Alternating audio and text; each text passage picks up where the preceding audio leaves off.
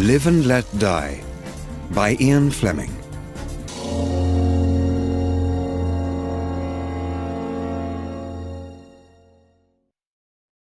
Chapter 1. An Interview with M. One morning, James Bond was called to the office of his boss, M, head of the British Secret Service. Miss Moneypenny, M's private secretary, gave Bond a warm smile when he arrived. 007 is here now, sir, she said into the intercom on her desk. Send him in, came the reply. Bond knocked and walked into M's office. M was sitting behind a large leather-topped desk. A reading light made a pool of light across the desk. The rest of the room was darkened by the London fog outside the windows. Good morning, 007, said M. Sit down. Bond sat in the chair which faced M across the desk. Have you ever seen one of these? M took a gold coin from his pocket and pushed it halfway across the desk towards Bond. Bond picked it up and turned it over in his hand. No, he said. But it's worth about £500, perhaps. 1,500, said M. It's an English coin, of course, a rose noble of Edward IV. He took more gold coins from his pocket and dropped them on the desk in front of Bond. Spanish, French, and Dutch coins. They're worth a lot of money just as gold, but much more to people who collect coins. If you take a look, you'll notice that they were all made before 1650. Bloody Morgan, the pirate, was governor and commander-in-chief of Jamaica from 1675 to 1688. These coins are almost certainly part of Morgan's treasure. Nearly 1,000 of them have come into the United States in the last few months, and they continue to come in, finding their way to banks and coin collectors' shops. But the FBI has a problem. If they admit that they know about the coins will stop coming into the country. They'll be melted down into gold bars and will be lost. They don't want that to happen. At the moment, someone is using a network of people who are working as porters, sleeping car attendants on trains or truck drivers, to spread the coins all across the United States. Quite innocent people, like Zachary Smith. M opened a thick file which had Top Secret written on it, and took out a single piece of paper. He began to read. Zachary Smith, 35, works as train attendant. Address 90B West 126th Street in Harlem, New York City. On the 21st of November, he sold 4 16th and 17th century gold coins to Fane Jewels in Lenox Avenue for $100. When interviewed later, Smith said they had been sold to him in a Harlem bar for $20 each. The seller was a black man he had never seen before. He told Smith that the coins were each worth $50, but Smith wanted cash immediately, so he was happy to sell them to Fane Jewels for $25 each. M put the paper back into the file. All the sales have been in Harlem or Florida. And you think they're part of Bloody Morgan's treasure, said Bond. That's almost certain because of the dates on the coins, agreed M. But Bloody Morgan's treasure is not in America. It's in Jamaica. A boat, the Secator, has been regularly sailing from a small island on the north coast of Jamaica, through the Florida Keys and into the Gulf of Mexico. This yacht sails to St. Petersburg, near Tampa, on the west coast of Florida. The FBI has discovered that the boat and the island belong to a man called Mr. Big. He's a black gangster who lives in Harlem. Have you heard about him? No, said Bond. We suspect that this Jamaican treasure is being used to get money for Russian spies in America, said M quietly. Why? We think Mr. Big is a Russian agent, And a member of SMERSH. M pointed to the file in front of him. You'll find out more in here. I'd like to meet him, said Bond. I'd like to meet any member of SMERSH. M handed him the thick file. It's a joint CIA and FBI job. Be ready to start in a week.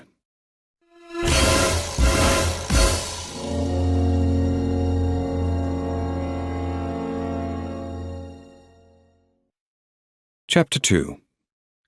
New York. A pleasant-looking man met Bond at Idlewild Airport in New York. My name's Halloran, he said. I'm pleased to meet you, Mr. Bond. Would you follow me? Outside the airport building, a large black Buick car was waiting. Halloran and Bond climbed into it, and the driver took them towards the center of Manhattan. After a time, they stopped outside the best hotel in New York, the St. Regis, at the corner of 5th Avenue and 55th Street. A middle-aged man in a dark blue coat and a black hat came out to meet them. Halloran said, Mr. Bond, this is my boss, Captain Dexter.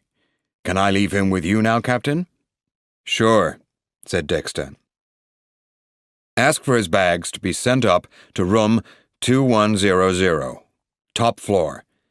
I'll go with Mr. Bond and see that he has everything he wants. Bond turned to say goodbye to Halloran. Across 55th Street was a black Chevrolet car. Bond saw it suddenly move out into the busy traffic. The driver was a black woman wearing a chauffeur's uniform. For a moment, Bond also saw the passenger in the back seat of the car. Just before the car rushed away, the huge grey-black face turned slowly and looked back at Bond through the back window. Was this the face of Mr. Big? Bond followed Captain Dexter inside the hotel and into the lift. They got out at the 21st floor and walked to room 2100. Dexter unlocked the door.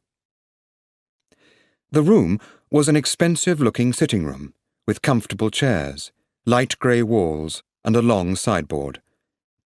This low cupboard had several bottles of drink and glasses on it. The January sunshine shone through a wide window. At that moment, the bedroom door opened, and a tall, thin young man with blonde hair came into the room. He had a wide smile on his face.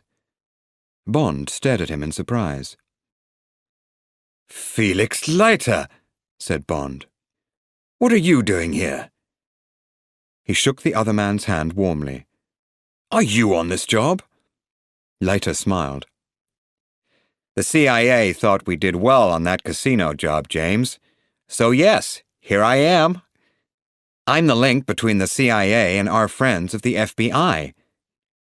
He nodded his head towards Captain Dexter, who did not look especially pleased about it.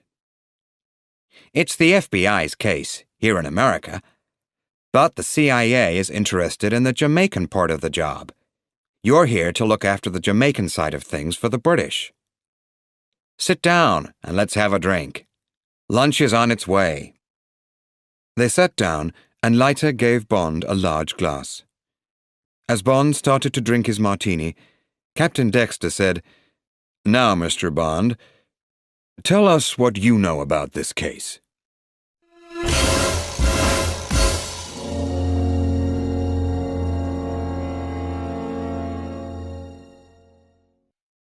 Chapter 3. A Mysterious Parcel. The morning after his arrival in New York, Bond woke up in his bedroom at the St. Regis. Dexter had given him plenty of information about Mr. Big. He was 45 years old, had been born in Haiti, and was half black and half French. The gangster had got his name because of his large size, and because of the initials of his full name. Buonaparte Ignacy Gallia, B.I.G. After moving to America, he had various different jobs. Then he was forced to join the American Armed Forces during the Second World War. Because of his excellent French, he worked for the American Secret Service in France, where he worked closely with a Russian spy who was doing a similar job. After the war, he disappeared for 5 years, probably to Moscow. He returned to Harlem in 1950 and bought several nightclubs. The FBI suspected that he was working as a Russian spy, but they could never be totally sure. He soon became a man to fear. People who went against him were murdered or mysteriously disappeared, never to be seen again. Those who did not listen to his instructions had their homes burnt down or their families threatened. Naturally, all this helped to make Mr. Big a very powerful man. Very soon, he had large criminal organizations working for him, with his own spies everywhere. They were all ready at a moment's notice to report back to him what they had seen. Bond had questioned Dexter and Leiter very closely about Mr. Big's connections to Smersh. He was now almost certain that Mr. Big was a member. But the porters, the truck drivers, and all the other men who passed on information to him had no idea that they were giving it to a Russian spy. Fear of death and cruelty was enough to stop them asking questions. Bond picked up the telephone and asked for breakfast to be sent to his room. Then he collected the newspapers and parcels that had been put quietly on his hall table earlier that morning. Yesterday afternoon, a man had come and measured him for 2 dark blue suits. Another man had brought some uncomfortable white shirts with long points to the collars. He had also had to accept 6 unusually bright and patterned ties, some dark socks with large patterns on them, a plain grey hat, and 2 pairs of handmade black casual shoes.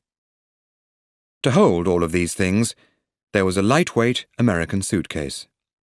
He was allowed to keep his own Beretta 25 gun and shoulder holster.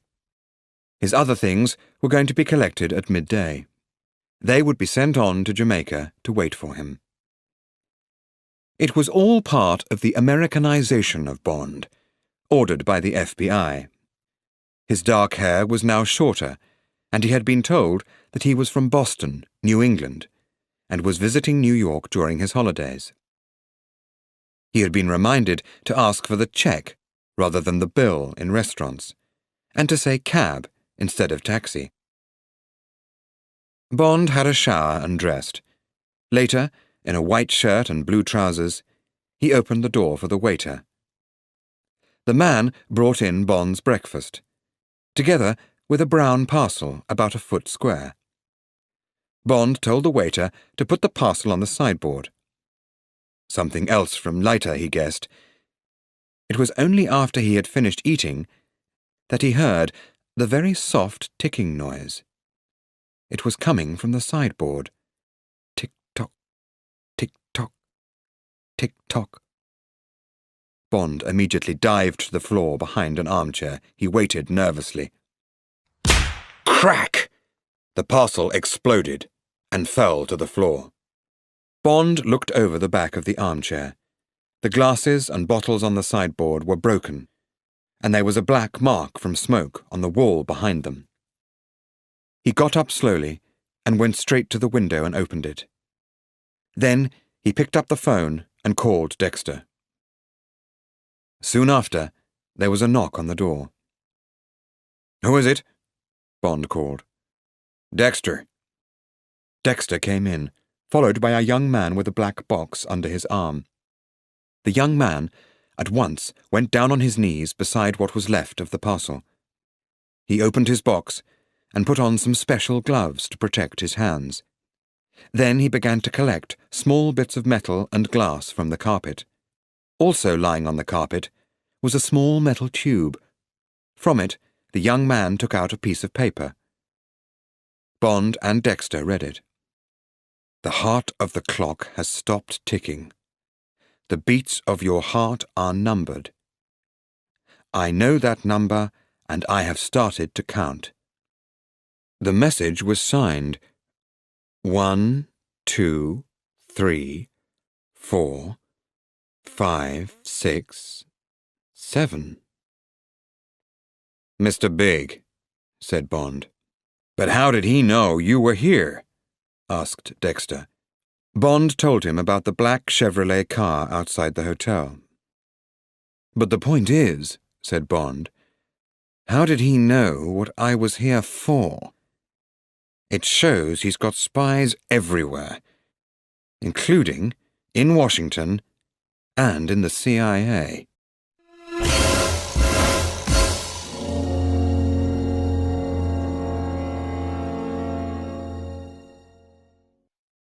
Chapter 4.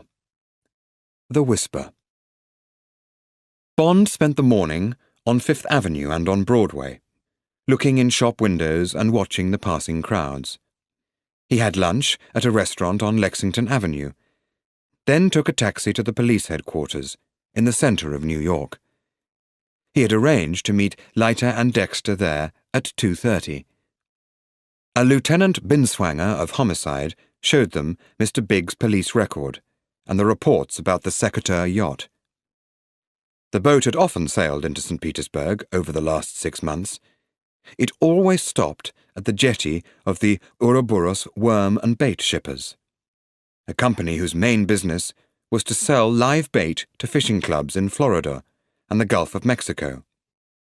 It also sold seashells, coral, and aquarium fish. According to the manager of Ouroboros, the Secateur did big business with his company and brought in shells and tropical fish from Jamaica. These were bought and then stored in the Ouroboros warehouse. Later, the shells and fish were sold to shops up and down the coast. As they were leaving his office, Lieutenant Binswanger said, "More gold has been coming in recently. About 100 coins a week in Harlem and New York alone. Do you want us to do anything about it?" "The boss says not yet," Dexter told him. When Bond, Dexter, and Leiter were out on the pavement, Dexter said, "I had some instructions from Washington this morning. I've got to look after the Harlem side of the case, and you two have been asked to go down to St. Petersburg tomorrow. Leiter's got to find out what he can there, then move on to Jamaica with you, Mr. Bond. Is there anything else I can do for you? If you don't mind, Leiter and I would like to go to Harlem this evening and have a look round," said Bond. Dexter thought for a moment. "Okay," he said, "but don't get hurt. There's no one to help you up there. And don't make trouble for us with Mr. Big. Until we're ready to get him, we say, live and let live." Bond smiled. "In my job, when I meet a man like Mr. Big, I have another saying. It's live and let die." "Maybe," said Dexter. "But you take my orders while you're here, Mr. Bond." He waved his hand to stop a passing taxi. The yellow car stopped. Dexter got in, and then Bond and Leiter watched the car drive away. "Well, what about going to Harlem tonight, Felix?" asked Bond. "Sure," said Leiter. "I'll meet you in the King Cole Bar of the St. Regis at 6:30. Up in Harlem, at the big telephone switchboard, the Whisper was half asleep. All his telephone lines were quiet. Suddenly, a light shone on the board, an important light. "Yes, boss," he said softly into his headset. "Tell all spies to watch for 3 men," said a slow, deep voice. A description of Leiter, Bond, and Dexter followed. "They may be coming in this evening or tomorrow. Tell them to watch carefully on 1st to 8th, and the other avenues. The nightclubs, too. Call me when you know where they are." "Yes, boss," said the Whisper, breathing fast. Soon after, he was whispering quickly and softly late into the evening. At 6 o'clock, Bond had a cold shower and dressed carefully. He wore a white shirt and put his leather shoulder holster on top of it. Next, he put his Beretta into the holster. He looked at the casual shoes the FBI had given him. Then, he reached under the bed and pulled out a pair of his own shoes and put them on. Under the leather, the toe caps were made of steel.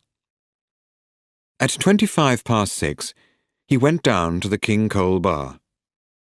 A few minutes later, Felix Leiter came in and sat down. His head of yellow hair was now coloured black, and he wore a bright blue suit with a white shirt and a black and white spotted tie. "Mr. Big's people may have my description," Leiter said, and gave Bond a big smile. "We'll catch a bus on 5th Avenue. You won't find many cabs that want to go to Harlem after it's dark."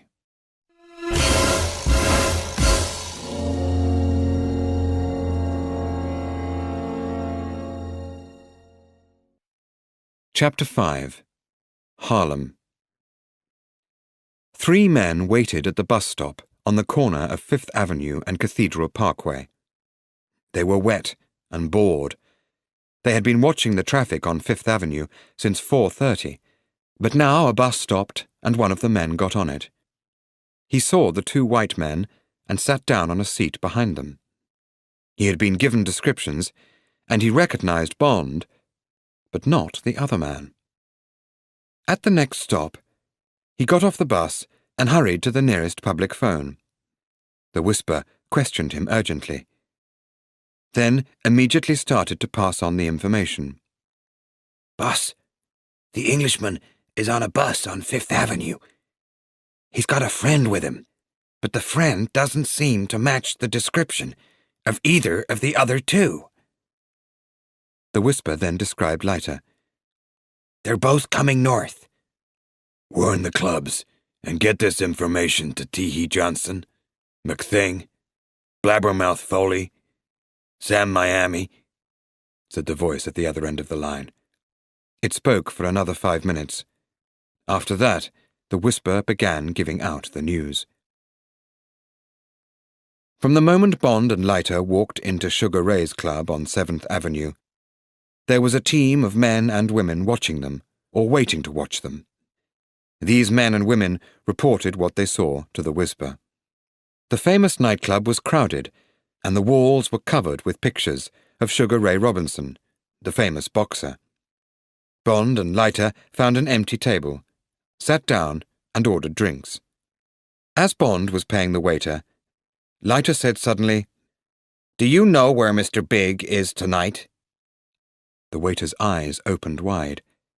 He moved close to Leiter. "I got a wife and kids, sir," he said out of the corner of his mouth. "Don't ask me that." Then he hurried away. "Mr. Big's got the best protection of all," said Leiter. "Fear." They finished their drinks and went out onto 7th Avenue. The rain had stopped, but there was an icy cold wind. They moved along with the other people on the pavement, but the looks they were given were not friendly. The streets were dirty, and many of the buildings were dark and unwelcoming. Bond wondered what secrets were held behind some of the closed doors. "We'll go to Mar Frazier's, further up the avenue," said Leiter. "It has the best food in Harlem." They had an excellent meal, a fried chicken Maryland with bacon and sweet corn. But when Leiter asked the waiter about Mr. Big, the man pretended not to hear. When they had finished eating and Bond was paying the bill, Leiter tried again. "Sorry, sir," said the waiter. "I don't remember anyone with that name." By the time they left the restaurant, it was 10:30. They took a taxi to the Savoy Ballroom, where they had drinks and watched the dancers in the huge, crowded hall. Bond thought many of the girls were very beautiful, and he found the music exciting. He almost forgot what he was there for. "Great, isn't it?" said Leiter. "But we'd better move on. I'll have a walk around while you pay for the drinks. I'll see if I can get any information about where Mr. Big is. We don't want to have to go to all his places." They met outside the entrance a few minutes later, then walked up the street looking for a taxi. "It cost me $20, said Leiter, "but I was told he'll be at the Boneyard on Lenox Avenue soon after midnight. I'll take you to the Yeah Man Club on 7th Avenue first. Then we'll move on to the Boneyard at about 12:30.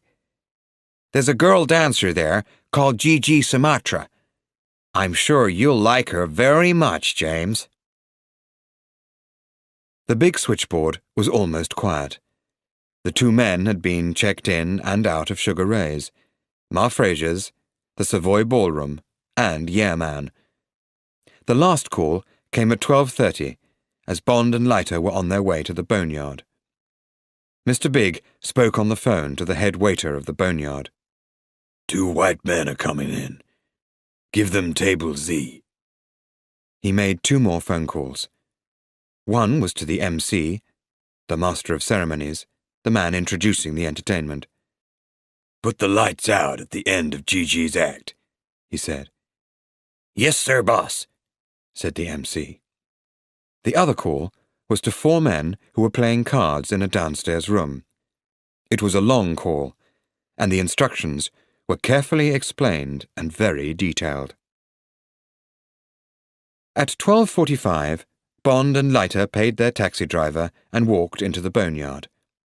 The head waiter met them and took them to a table in the corner of the club, by the small, crowded dance floor. Bond looked round. It was not a large room, but there were about 50 tables, and about 200 people. The music stopped. The four-man band carried their musical instruments away, and the red light under the glass dance floor was turned off. Instead, pencil-thin lights in the roof came on and shone on coloured glass balls that hung around the walls, yellow, blue, and red. There were calls of, "Where's Gigi?" and "Come on, Gigi!" from the crowd. Suddenly, the MC came out onto the dance floor. A single white light shone down on him. As the rest of the room went dark, there was silence. "Folks, it's time," he said, smiling. He put out his right hand. "Mr. Jungles, Jafford, and his drums." Another light came on, and the crowd clapped excitedly. Across the floor, four smiling black men in red shirts and white trousers sat behind four drums of different sizes. "And now, friends," said the MC, "Gigi Sumatra!" The last word was a shout.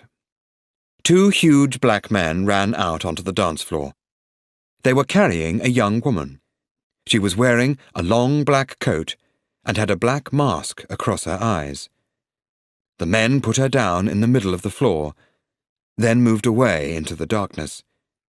The crowd was suddenly silent. The four men started to play the drums, slowly and loudly. The girl began to dance, slowly at first, and then a little faster. She put her hand up to her neck, and the coat fell away from her. Now she was wearing a small black dress. Her body was small, brown, and beautiful. The drums beat faster. She moved faster with them, turning round and round. The drums beat louder. She picked up the coat and threw it off the dance floor. Some minutes later, the light suddenly went out. The room was in total darkness, and the crowd started shouting. Bond felt cold air on his face. At the same time, he realized that the shouts from the crowd were disappearing. "Hey!" shouted Leiter. His voice was close, but sounded strange. Then something closed above Bond's head. He put his hand behind him, and it touched a moving wall. "Lights," said a voice quietly. Both of Bond's arms were being held tightly, and he was pushed down in his chair. Leiter still sat opposite him across the same table, Table Z, but with a huge man holding his arms. They were in the small room downstairs. To their right and left were two more men, each one holding a gun. One of the men put his gun against Bond's stomach. Then he moved his free hand across Bond until he found Bond's Beretta. He took it and gave it to the other man with the gun. "Give that to the boss, Teehee," he said. "Take the Englishman up. His guards will go with you. His friend will stay with me." "Yes, sir," said the man called Teehee. He was fat and wore a chocolate-coloured shirt.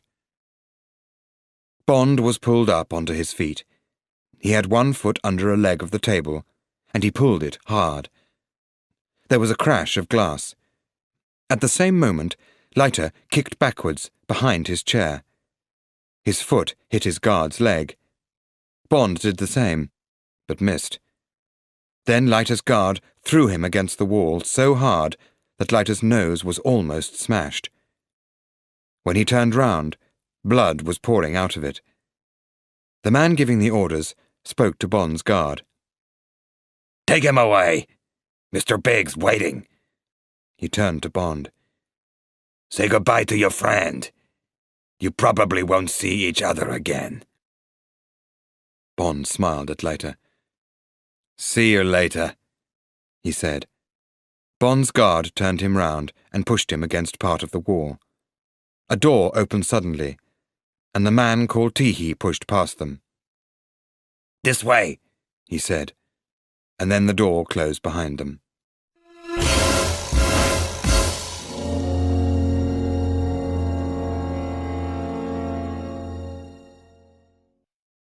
Chapter 6. Mr. Big. Bond was taken through several doors to a large warehouse by his guard and Teehee. They walked across the warehouse floor to a metal door, and Teehee rang a bell.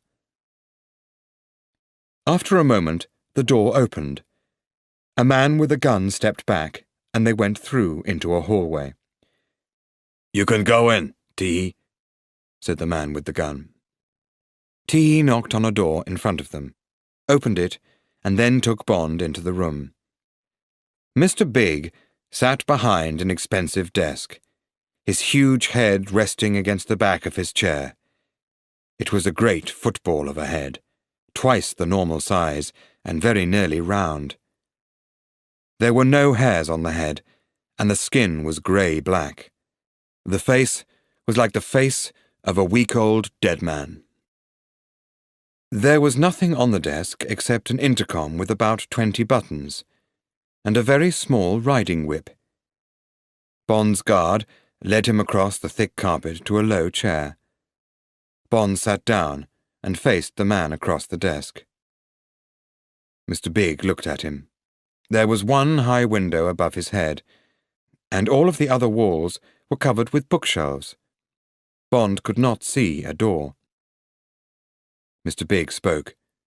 "Stay, Teehee," he said. His eyes moved to the other man. "You can go, Miami." "Yes, sir, boss," they both said. Bond heard a door open and close. He put a hand to his pocket to find his cigarettes. Mr. Big spoke. "You can smoke, Mr. Bond. Do not try to do anything else. I hear that you have a 00 number. 007.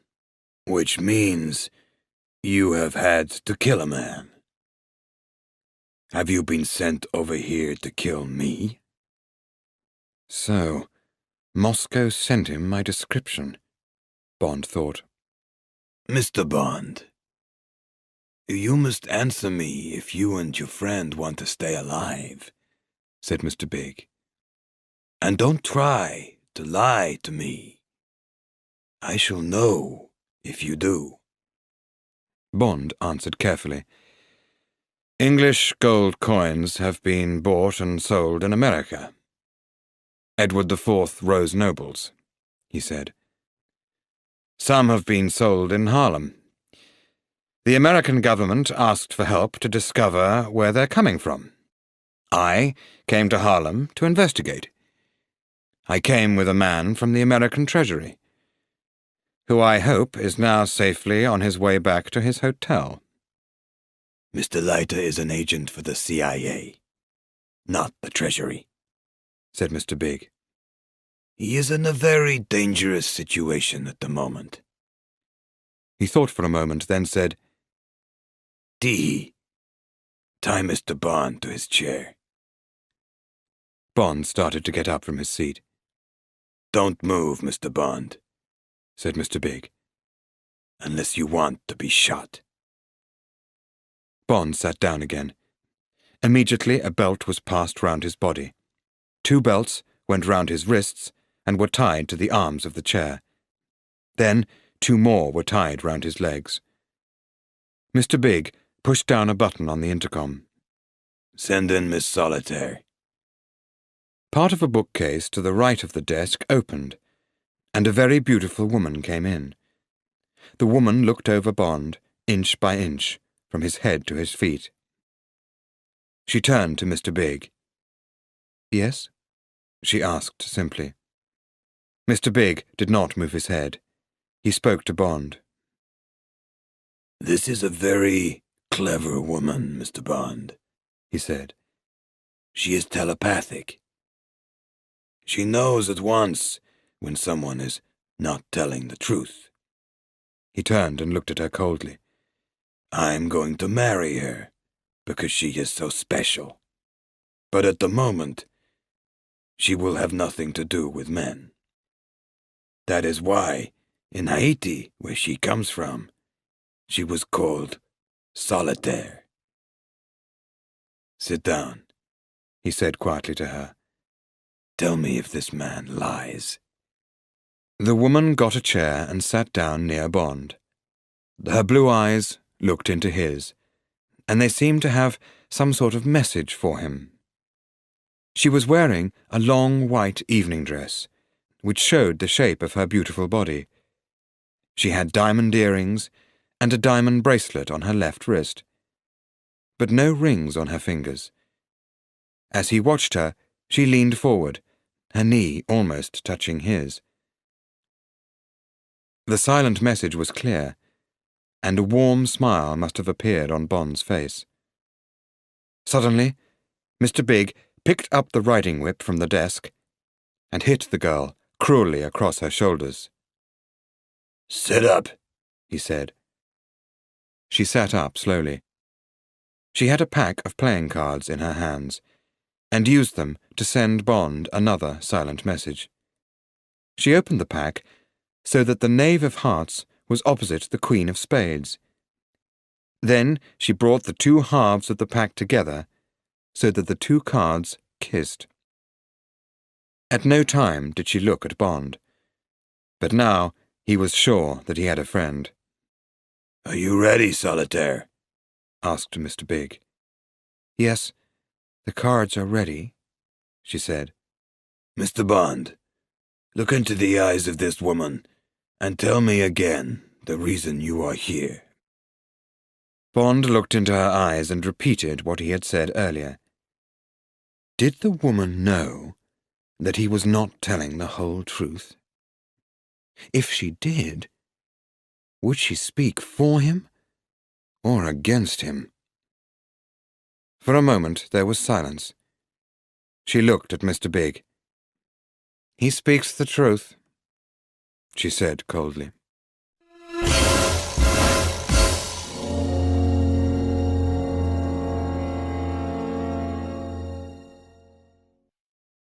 Chapter 7. Death on the Stairs. Mr. Big thought for a moment, then pushed a button on the intercom on his desk. Blabbermouth, you're holding the American lighter, he said. Hurt him. Then take him to Bellevue Hospital and leave him outside. Don't let anyone see you. Yes, sir, boss, came the reply. Damn you, said Bond. Mr. Big looked at Bond, then at Tee-hee. Tee-hee, break the little finger of Mr. Bond's left hand. Tee-hee laughed and walked across to Bond. Bond held on tightly to the arms of his chair. He started to sweat and tried to imagine the pain so that he could control it. Tee-hee took hold of the little finger of Bond's left hand and started to bend it back. The sweat poured off Bond's face as he fought the pain. Suddenly, there was a terrible crack as the finger broke, and Bond fainted. Solitaire closed her eyes. "Did he have a gun?" asked Mr. Big. "Yes, sir, boss," said Teehee. He took the Beretta from his pocket and put it on the desk. Mr. Big picked it up and emptied the bullets onto his desk. Then he pushed the gun towards its owner. "Wake him up," he said. He looked at his watch. It said 3 o'clock. Teehee pushed his fingernails into Bond's neck. Bond's eyes opened, and he lifted his head. He looked at Mr. Big and swore at him. "Be glad that you're not dead," Mr. Big told him. "Teehee, give him his gun.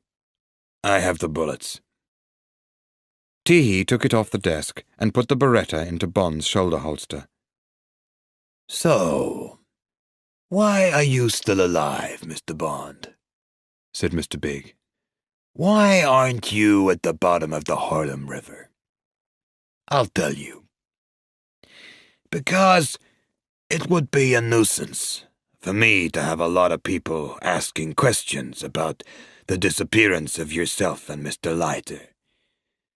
I have more important things to worry me at this time." He looked at his watch. "So you must leave the country today, and Mr. Leiter must move on to another job. If I see you again, you'll die.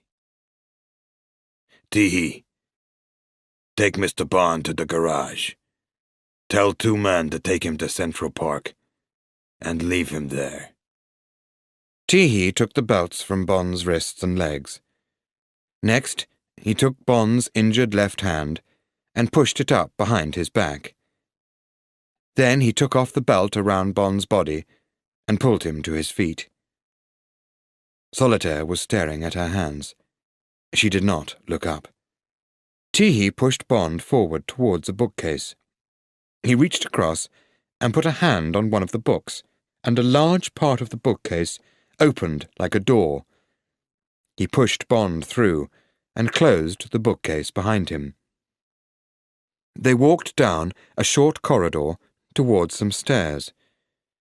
When they were near the top of the stairs, Bond stopped suddenly. Teehee's body fell against him, and Bond quickly turned and used his right hand to hit the other man hard in the stomach. Teehee screamed and dropped Bond's left arm. Bond pulled his empty gun from its holster and hit Teehee across the head. He fell onto his knees, and Bond kicked him with his steel-capped shoe. Teehee screamed again as he fell down the stairs. Bond wiped the sweat from his face and listened. He pushed his left hand into his coat. The pain was terrible, and the hand was twice its usual size. Holding his gun in his right hand, he walked slowly and quietly down the stairs. At the bottom, Teehee was lying on his back. He was either dead or dying from a broken neck. Bond checked the body for a gun and found a Colt .38 Detective Special. He took it and put his Beretta back in his shoulder holster. There was a small door in front of him. He put his ear against it and heard the sound of an engine. It had to be the garage where they were waiting for him and Teehee. Bond pushed the door open with a crash. A black car with its engine running was waiting. He saw 2 black men, one sitting in the driver's seat of the car and the other standing next to the passenger door. There were several other cars, but nobody else. Bond shot the man near the passenger door in the stomach, then quickly turned towards the driver of the car. The man screamed, and Bond shot him through the head. Bond ran round the car and opened the door. The driver's body fell towards him, and he pulled it out onto the ground. He climbed into the driver's seat and shut the door. There was a shot as he drove out of the garage. The bullet hit the side of the car.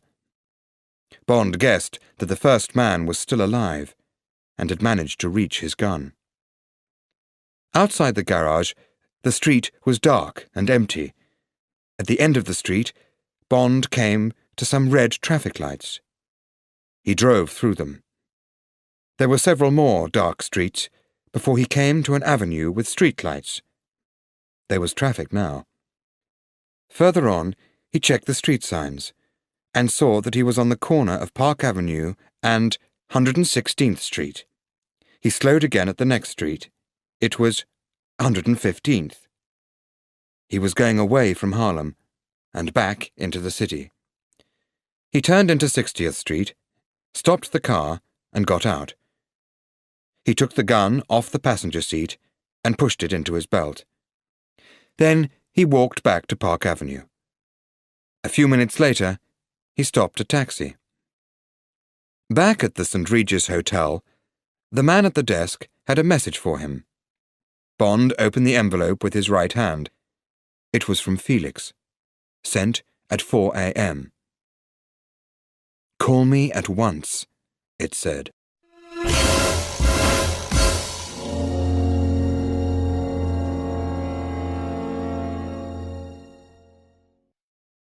Chapter 8. A Strange Report to M. In his hotel room, Bond poured himself a whiskey and then used the telephone. Leiter answered at once. "Thank God you're alive," he said. "Are you hurt?" "Broken finger," said Bond. "What about you?" "Nothing serious. Blabbermouth and I got quite friendly. I got him talking about movies and music until instructions came from Mr. Big.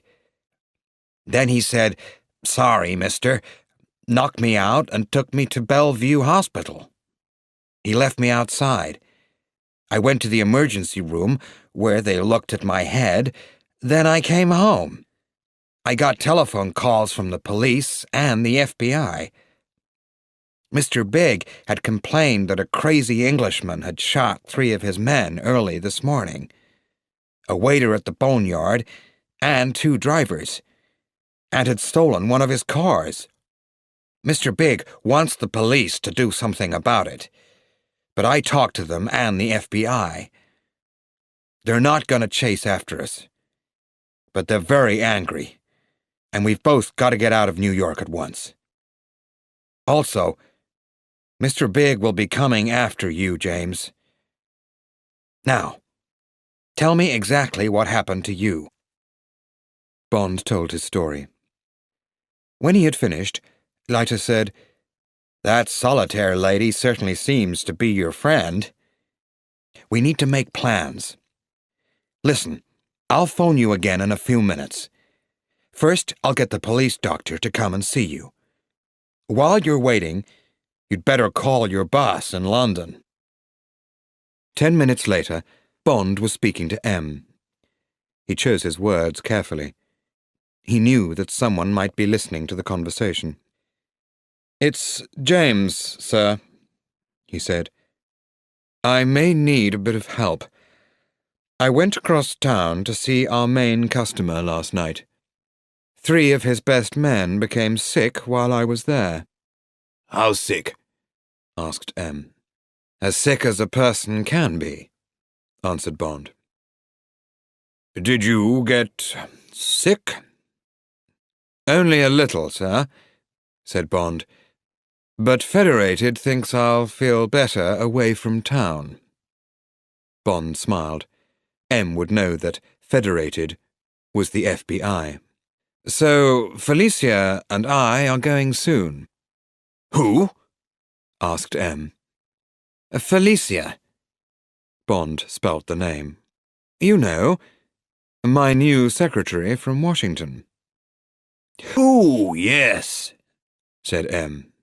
"I thought I'd try that factory at San Pedro," said Bond. "But Federated may have other ideas. I hope you can help me. Yes, of course, replied. Anything else? No, that's all, sir. Sir, Bond. Thank you. Bond put down the telephone and grinned. He could imagine M explaining the news to the Chief of Staff. 007's already upset the FBI, he would say. The fool went up to Harlem and killed 3 of Mr. Big's men. He got hurt himself, but only a little. He's got to get out of New York with Leiter, the CIA man. They're going down to St. Petersburg. Washington will be complaining to us in a minute. Apologize, and tell them that it won't happen again. Bond's telephone rang. It was Leiter again. Everyone's calmer now, he told Bond. The 3 men you killed were T.E. Johnson, Sam Miami, and a man called McThing.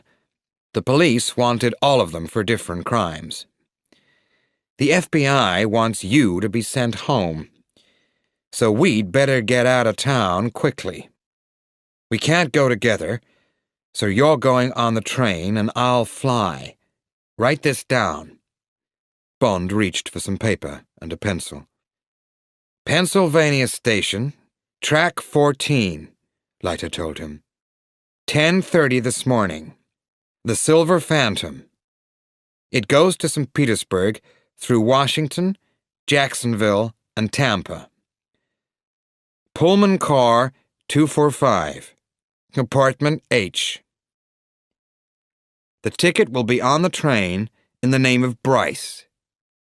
The conductor will have it. Go straight to your compartment and lock yourself inside until the train starts moving. The train gets to St. Petersburg at midday tomorrow. Get a cab to the Everglades Cannabis, Gulf Boulevard West, on Sunset Beach. That's on Treasure Island, where all the beach hotels are. It's an island joined to St. Petersburg by a causeway. Be careful. Mr. Big will be looking for you. Any questions? It sounds fine, said Bond. Look after yourself, Felix. See you tomorrow. The police doctor came and stayed for a painful 15 minutes. When he had gone, Bond was thinking of ordering breakfast when the phone rang. He picked it up. A woman's voice asked for Mr. Bond. Who's calling? Asked Bond. He knew the answer. I know it's you, said the voice. This is Solitaire. Listen. I've got to be quick. You must trust me. I've got to get away, and so must you. You've got to take me. I can help you. I know a lot of his secrets. But be quick. If he finds out I called you, he'll kill me. Please, you must trust me. Bond said nothing for a moment. He was thinking fast. Then he said, Okay, write this down. Be at Pennsylvania Station at 10:20 exactly. The Silver Phantom to Washington. Pullman car 245, compartment H. Say that you're Mrs. Bryce. The conductor will have the ticket if I'm not already there. Go straight to the compartment and wait for me. Thank you. Thank you, said Solitaire. Now I must go. Bond put down the telephone. That's going to make things interesting, he said to himself, smiling. At the big switchboard in Harlem, the Whisper was giving Bond's description to all spies. Watch the hotel. Watch all the airports. All the train stations.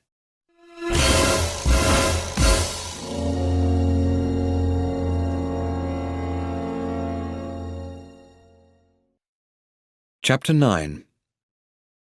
The Silver Phantom. Bond left the hotel through a back door and got a taxi to Pennsylvania Station. One of Mr. Big's spies saw him when he got out of the taxi. The man hurried to a telephone. Some minutes later, a waiter in the train's dining car was replaced by another man. This man had been given full and careful instructions on the telephone. The Silver Phantom was a long train of silver carriages. It stood quietly in the half-light of the underground station. There were not many passengers. More would get on at Newark, Philadelphia, Baltimore, and Washington. Pullman car 245 was near the back of the train.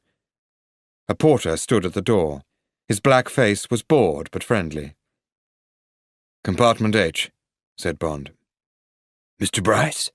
said the porter. "Mrs. Bryce has just arrived. Go to the end of the carriage." Bond stepped onto the train. A notice said, "If you need anything, ring for your Pullman porter, Samuel D. Baldwin." Compartment H was more than halfway down the carriage. There was an American couple in Compartment E, but all the other rooms were empty. The door of Compartment H was locked.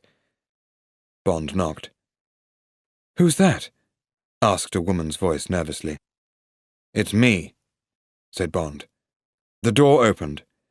Bond walked through and locked the door behind him. Solitaire wore a black suit and her eyes were wide with fear. She looked beautiful. "Thank God," she said. Bond looked round the room. Then he opened the bathroom door and looked in.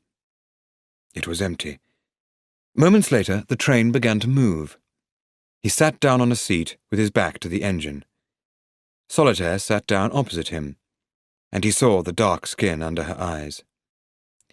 "She hasn't slept either," thought Bond. "Thank you for trusting me," she said. "I'm glad I did," said Bond.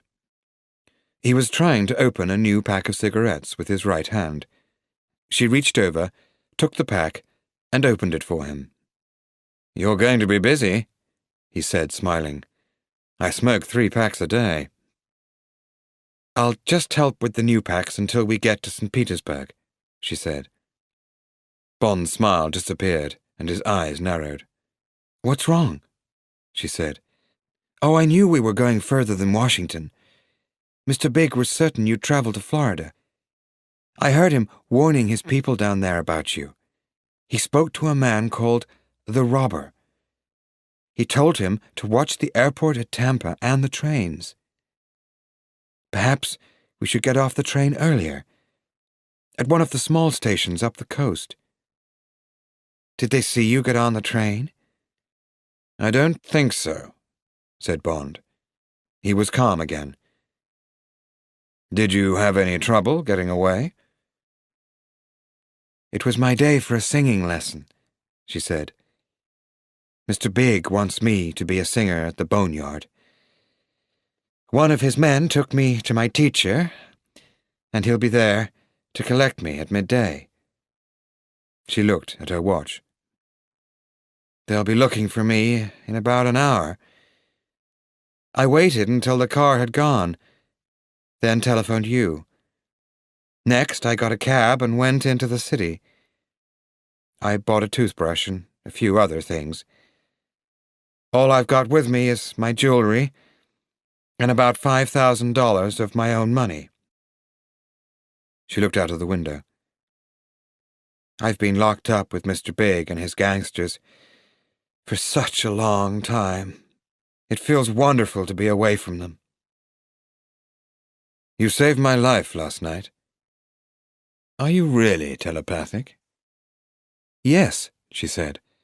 "I can often see what's going to happen, especially to other people. In Haiti, I did it for entertainment, and I was paid." She smiled at him. "When I first saw you, I knew you were going to help me. But it's going to be difficult and dangerous." He looked at her for several moments. "I can tell you want to know more about me," she said. "But there's nothing very bad to know. My real name is Simone Luttrell, and I'm 25 years old. I'll tell you all about me when we have time. But I want to forget about the past. And now I'm happy. But I'm hungry and very sleepy. Which bed will you have?" "I think I'd better have the bottom one," replied Bond. Lunch arrived, brought by a black waiter. He seemed to be in a hurry to be paid and get back to his work. When they had finished eating, Bond rang for the train attendant, and the man started to get their beds ready. He seemed worried about something, and he pretended to find it difficult to move around in the small compartment. At last he said, "Perhaps Mrs. Bryce would like to go to the next room while I finish this? It's empty all the way to St. Petersburg." He unlocked the inside door to the next compartment, without waiting for an answer. Bond nodded to Solitaire, and she went through the door. Bond remembered the porter's name and said, "Is there something you want to tell me, Baldwin?" "Yes, sir, Mr. Bryce," said the attendant nervously. "You've got an enemy on this train. I've heard things I don't like.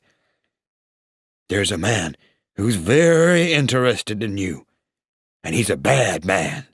Very bad. You need to be careful."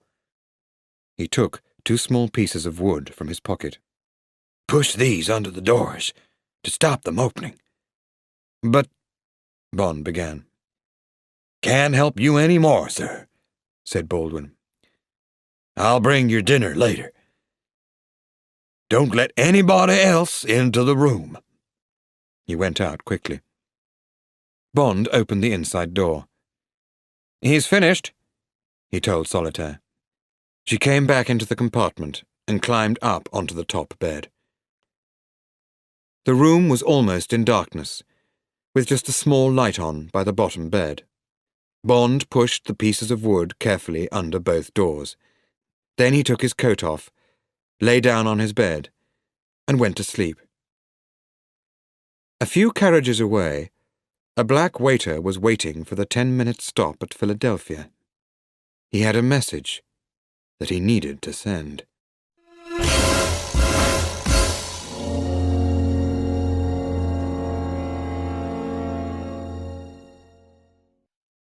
Chapter 10. A Visitor in the Night. The train travelled on through the bright afternoon. They left Pennsylvania behind, and Maryland. They stopped at Washington, then went on into Virginia. Bond woke up at 7 o'clock. They had dinner, and at 9 o'clock Baldwin came to take the dishes away. "What time do we get into Jacksonville?" Bond asked him. "About 5 o'clock in the morning, sir," said Baldwin. "Is there a subway at the station?" asked Bond. "Yes, sir. This carriage stops next to it," replied Baldwin. "Can you have the door open and the steps down quickly?" said Bond. Baldwin smiled. "Yes, sir. I can do that," he said. Bond gave him $10. After the attendant had left, Bond put the pieces of wood back under the doors. He told Solitaire of the warning Baldwin had given him earlier. "I'm not surprised," she said.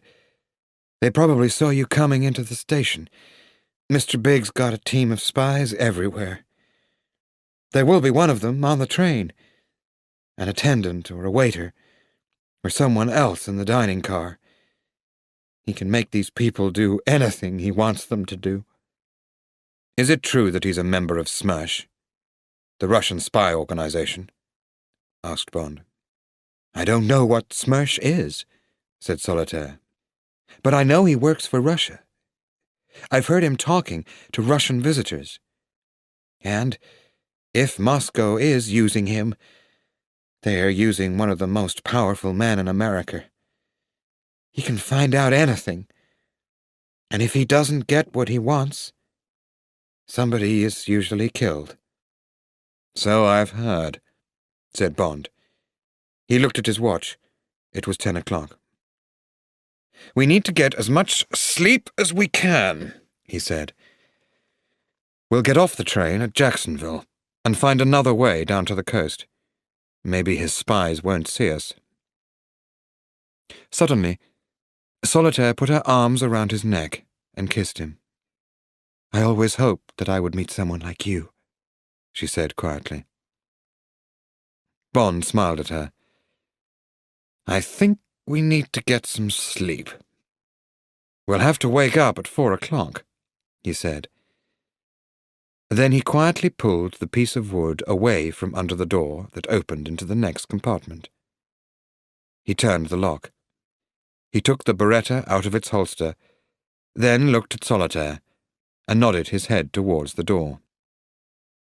She understood and opened it quickly. The next compartment was empty. "Call me when you're ready for bed," he said. And he went in and closed the door behind him. The door to the corridor was locked. The compartment was the same as theirs, but Bond checked it carefully. If anyone came in, it would be through the doors. He would just have to stay awake. Solitaire called for him. When he went back into their compartment, she was already lying down in the top bed. "Try and get some sleep," said Bond. He checked the pieces of wood under the doors, then took off his tie and lay down on the bottom bed. He lay thinking about Solitaire and listening to the sound of the train. Soon it was 11 o'clock, and they were travelling between Columbia and Savannah, Georgia. It would be another 6 hours before they were in Jacksonville. Mr. Big had probably told his man on the train to try to kill Bond during the night, while everyone was asleep and the corridors were empty.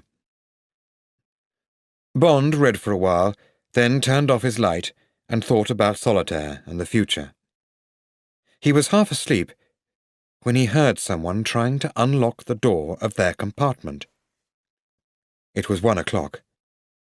Moving silently, he went to the inside door and pulled the piece of wood from under it. He opened the door and went into the next compartment. There was a loud click as he unlocked the door to the corridor. He quickly pulled it open and jumped into the corridor. Bond saw a man running fast towards the end of the carriage, but he could not get his gun out quickly enough to shoot. Because of his painful hand, he had had to push his Beretta into his belt to open the compartment door. The man had gone, and Bond did not chase him. There were too many empty compartments for the man to hide in. He went back, carefully closing and locking the doors. He lay down again and waited for the night to end.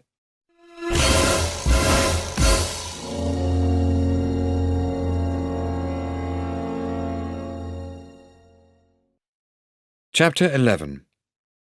The Everglades. It was 5 o'clock in the morning when Bond and Solitaire got off the train at Jacksonville. It was still dark, and there were very few lights on in the station. The entrance to the subway was near car 245, and there was nobody around when they ran down the steps. Bond had told Baldwin to keep the door of their compartment locked after they had left. With luck, no one would know they had gone until the train reached St. Petersburg. Bond checked and found that the next train to St. Petersburg was the Silver Meteor. It would leave Jacksonville at 9 o'clock that morning. He and Solitaire walked out into the warm, dark street and found an all-night restaurant. They had breakfast and talked. Solitaire told Bond that she had been living in an apartment in Mr. Big's Harlem apartment building. "I've been like a prisoner there for the last 2 years, she said. 2 women live in the apartment with me, and he never lets me go out without a guard. Sometimes I have to go to the room where I saw you and tell him if someone is lying to him. If they are, he usually kills them." Bond listened carefully. Every detail she told him added to the picture of a very powerful and cruel man, with a huge team of people working for him. "Do you know anything about the gold coins?" he asked. "I've had to ask men how many they've sold and the price they've got for them," she said. "Very often they lie about both." Bond was careful to say very little of what he knew or guessed. He had strong feelings for Solitaire, but Bond was there to do his job, and his feelings for her would not change that. The Silver Meteor arrived at 9 o'clock and took them down through Florida. They had lunch, then left the train at Clearwater, which was the last station before St. Petersburg. Bond stopped a taxi and gave the driver the address on Treasure Island. It was 2 o'clock, and the hot sun burnt down out of a blue sky. The taxi stopped in traffic just before the long Treasure Island causeway across the waters of Boca Ciega Bay. A large man was driving a taxi next to them. When he saw Solitaire, his mouth fell open in surprise. He stopped the taxi soon after and ran to a public telephone. "Let me talk to the robber," he said a few moments later. "Robber? Listen, Mr. Big must be in town. I just saw his girl in a Clearwater cab." "What? You just talked to him in New York?" "Well, it was her. She was with a man in a blue suit." "Follow him." "Okay. I'll stop their cab when it comes back across the causeway." Okay.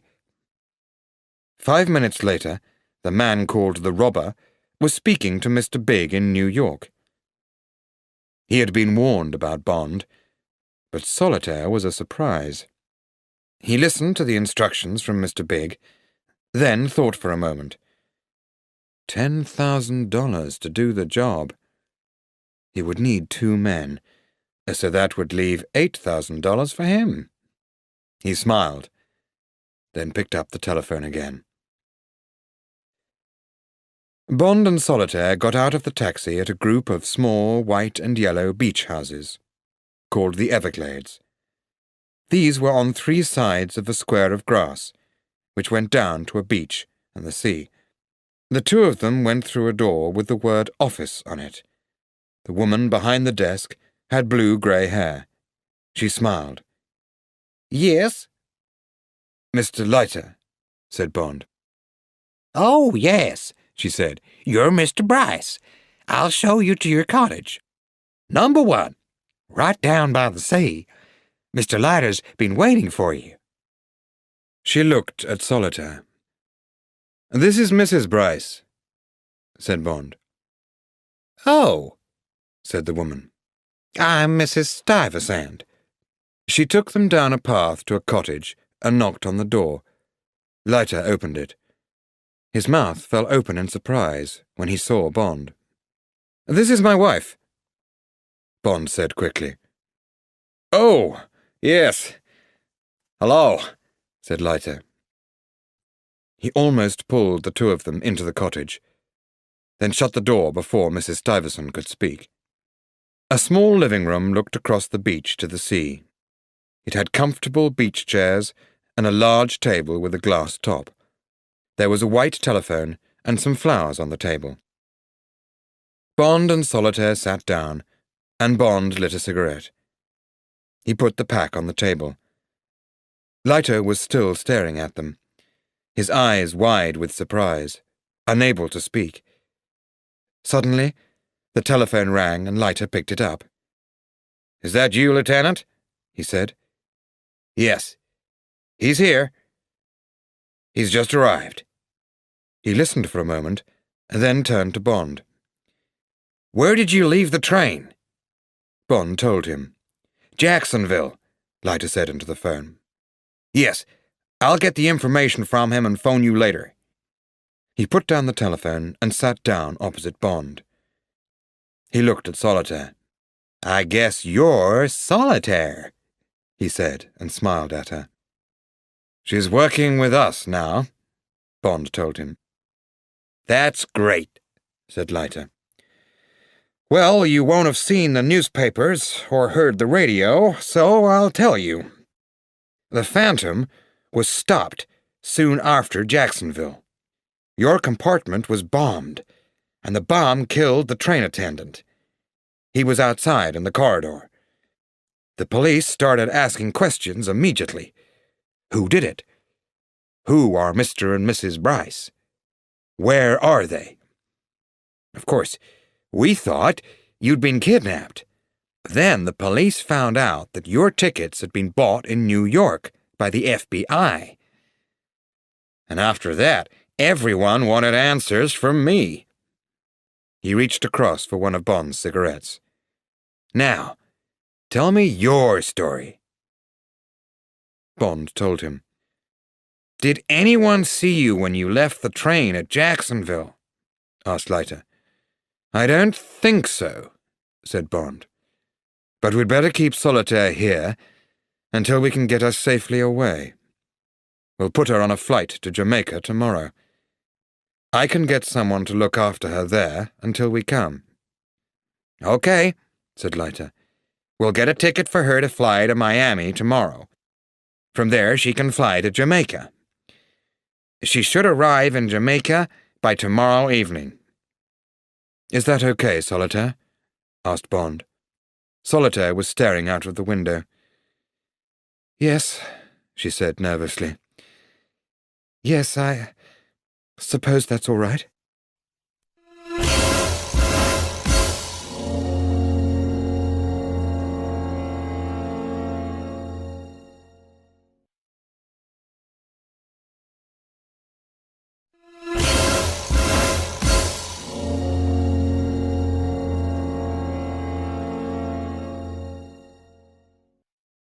Chapter 12.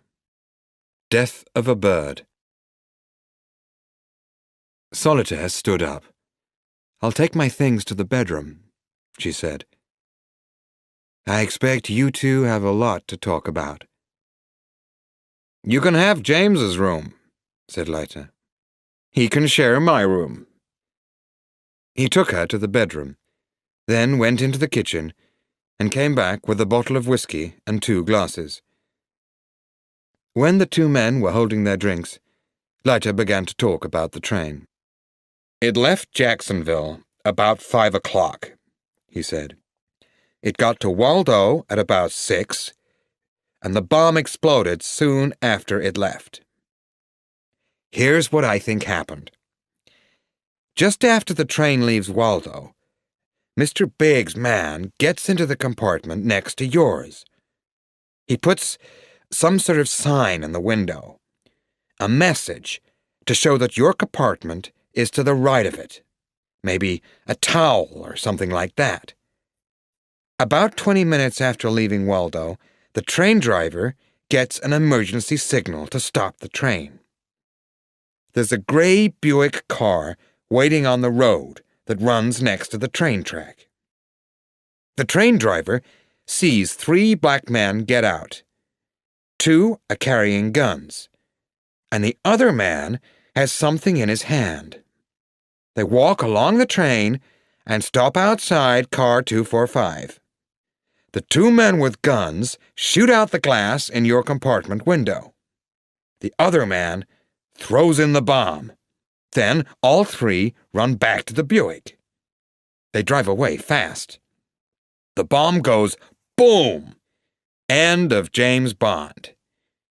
Except that it's not. Well, that's the 3rd time I've escaped dying since I arrived in New York," said Bond. "Mr. Big won't like that at all. He doesn't usually make mistakes," said Leiter.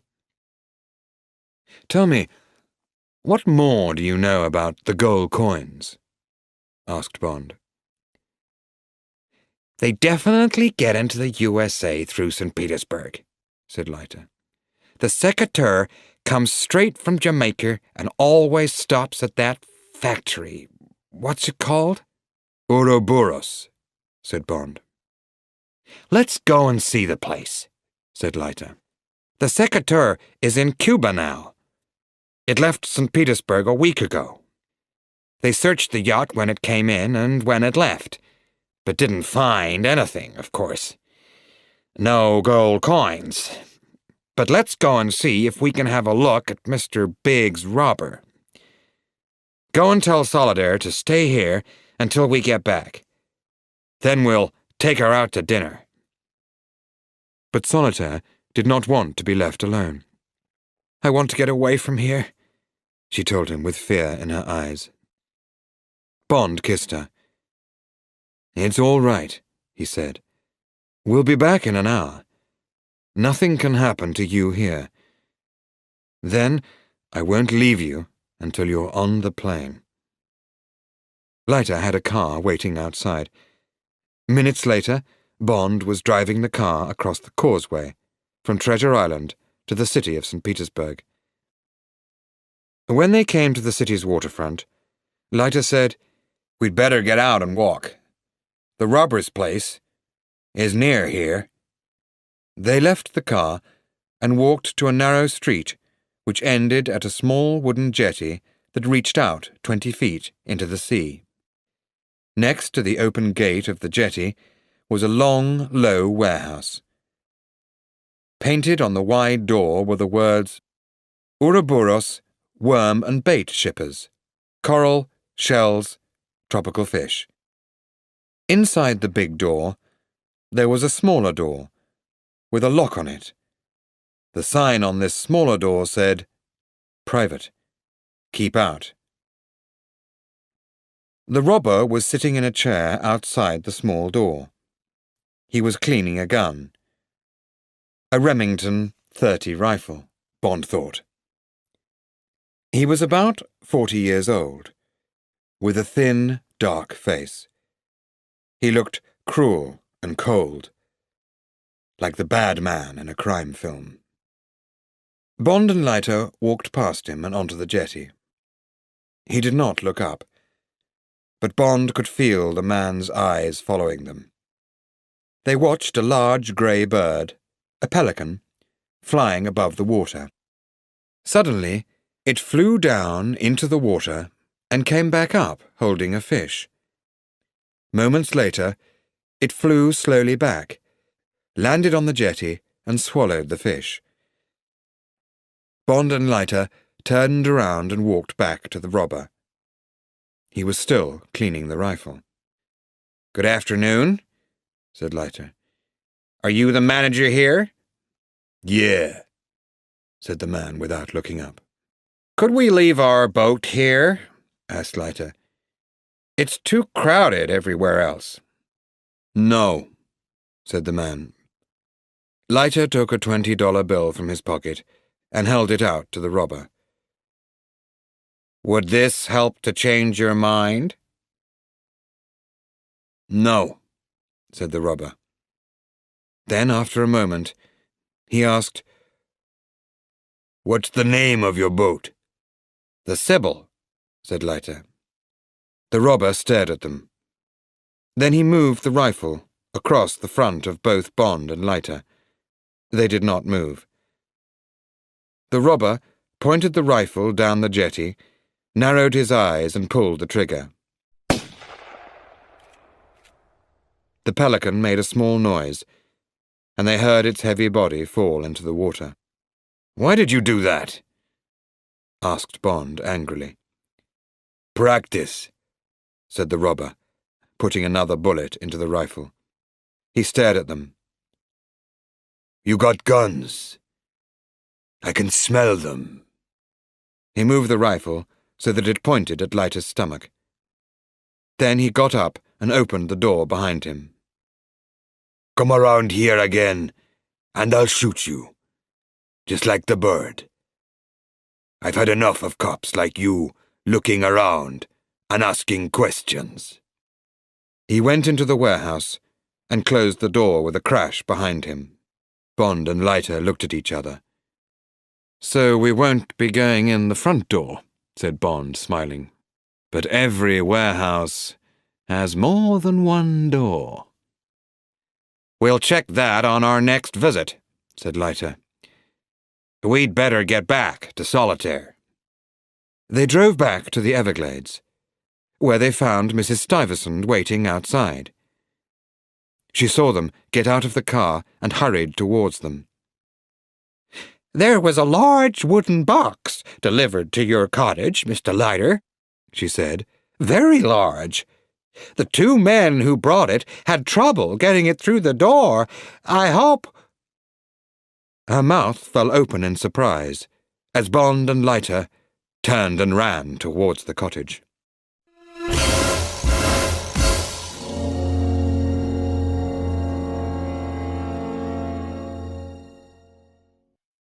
Chapter 13. The Man with No Face. Solitaire was not in the cottage, and the lock of her room had been broken. Bond swore angrily to himself. He should not have left her alone. The two men had probably been carrying guns. Bond imagined the fear Solitaire must have felt as they put her in the wooden box. But how had Mr. Big found her so fast?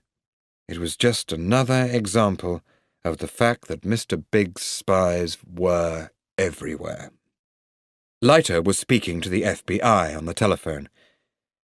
When he put the phone down, he said, "They're sending 2 of their men here. I'll talk to Washington and New York." Bond went back into Solitaire's room. Her things were still there, and he found her bag under the bed. He looked inside it and found the $5,000. Bond put them into his pocket. The money would be safe with him. It was 8 o'clock when the FBI men finished their search for clues and left. Bond and Leiter went out and had dinner and some drinks, then went back to their cottage. Much later, after more drinks, they went to bed. Bond slept in Solitaire's room and woke up at 8 o'clock the next day. He had a quick shower and went into Leiter's room. Leiter was not there, but there was a note by the door. "It's 5 o'clock. I'm going to visit the worm and bait warehouse. It's strange that the robber was sitting there with his rifle while Solitaire was being kidnapped. Maybe he knew we were in town and was ready for trouble if things went wrong. If I'm not back by 10, call the FBI on Tampa 88. Felix." Bond did not wait. He telephoned for a taxi. He got dressed and was just about to leave to go to the warehouse when the telephone rang. He picked it up. "Mr. Bryce? This is Mound Park Hospital speaking," said a voice. "Dr. Roberts here. We have a Mr. Leiter here who is asking for you." "What happened?" asked Bond, full of fear. "Is he all right?" "A car accident, but it's not too serious," said the voice. "Can you come now?" Bond's taxi arrived, and minutes later he was crossing the Treasure Island Causeway. An ambulance went past them. More trouble, thought Bond. A pretty nurse sat at the hospital desk. "Yes?" she said. "Dr. Roberts called me," said Bond. "I'm looking for a patient called Felix Leiter. He was brought in this morning." "There's no doctor called Roberts here," said the nurse. She looked down at a list on the desk. "And there's no patient called Leiter. Are you sure you're at the right hospital?" Bond stared at her, trying to keep calm. Then he turned away without answering. Luckily, there was a taxi outside. Bond told the driver to take him back to the Everglades as fast as possible. When they arrived, Mrs. Stuyvesant hurried out to meet him. "An ambulance came just after you left," she told Bond. The men said that Mr. Leiter had been in a car accident. They had to carry him into the cottage, and his face was covered with bandages." Bond did not wait to hear more. He ran to the cottage and straight into Leiter's bedroom. There was the shape of a body on Leiter's bed, covered with a sheet. Bond pulled the sheet away from the face. But there was no face. Only something covered tightly in dirty bandages. He pulled the sheet down further. There were more bandages. Then a large bag, covered in blood, which was holding the bottom half of the body. There was a small hole in the bandages, where the person's mouth should have been. Bond moved his face nearer to the bandages. There was a whisper of breath against his cheek. He picked up the telephone by the bed and called Tampa 88. It took several minutes to make them understand what he was telling them. Bond took off some of the bandages round the top of the head. The hair was wet. Bond touched it, then put his finger to his mouth. It tasted of salt. He looked more closely at the hair, and then he knew for sure it was Felix. A police doctor and 2 detectives arrived, and Bond told them everything that he knew.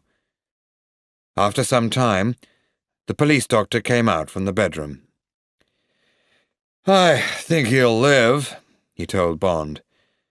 "But one arm is gone and half of the left leg. I don't know what did it. An animal? Maybe a shark?" There was a telephone call from an FBI lieutenant. He had been sent to the robber's place after Bond's earlier phone call. The robber and 2 other men had been questioned for an hour. All 3 had alibis for that morning, and there was nothing at the warehouse except tanks of fish, bait, and cases of coral and shells. Leiter's car had been found on the other side of the harbour. Soon after, the police ambulance arrived and left with Leiter and the police doctor. The 2 detectives also left. The telephone rang, and it was Leiter's CIA boss. He asked Bond to move on to Jamaica as soon as possible. "I think there's a flight tomorrow," said Bond. "I'll be on it. Any other news?" "Oh, yes," said the man. "Mr. Big and his girlfriend, Solitaire, left for Havana, Cuba, during the night. They left from a small airfield on a private plane. That's how we missed them. Our man in Cuba reported their arrival. The secretary is still there, too." After the call, Bond thought for several minutes, then found the telephone book. After a minute, he picked up the telephone and spoke to a man at the Eastern Garden Aquarium. "Where could I buy a live shark?" he asked. "The only place I know is Ouroboros Worm and Bait," came the answer. "They've got sharks, big ones, white, tiger, even hammerhead sharks." Bond thanked him. Then he got out his gun and cleaned it, waiting for night to come.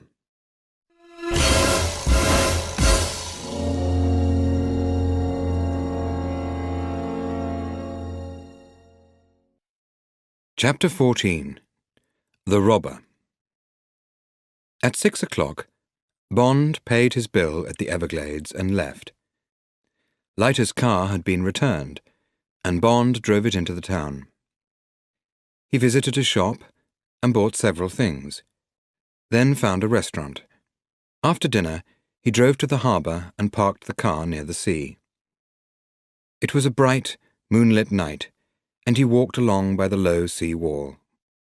The wall was about 3 feet wide, and Bond climbed up and walked on top of it.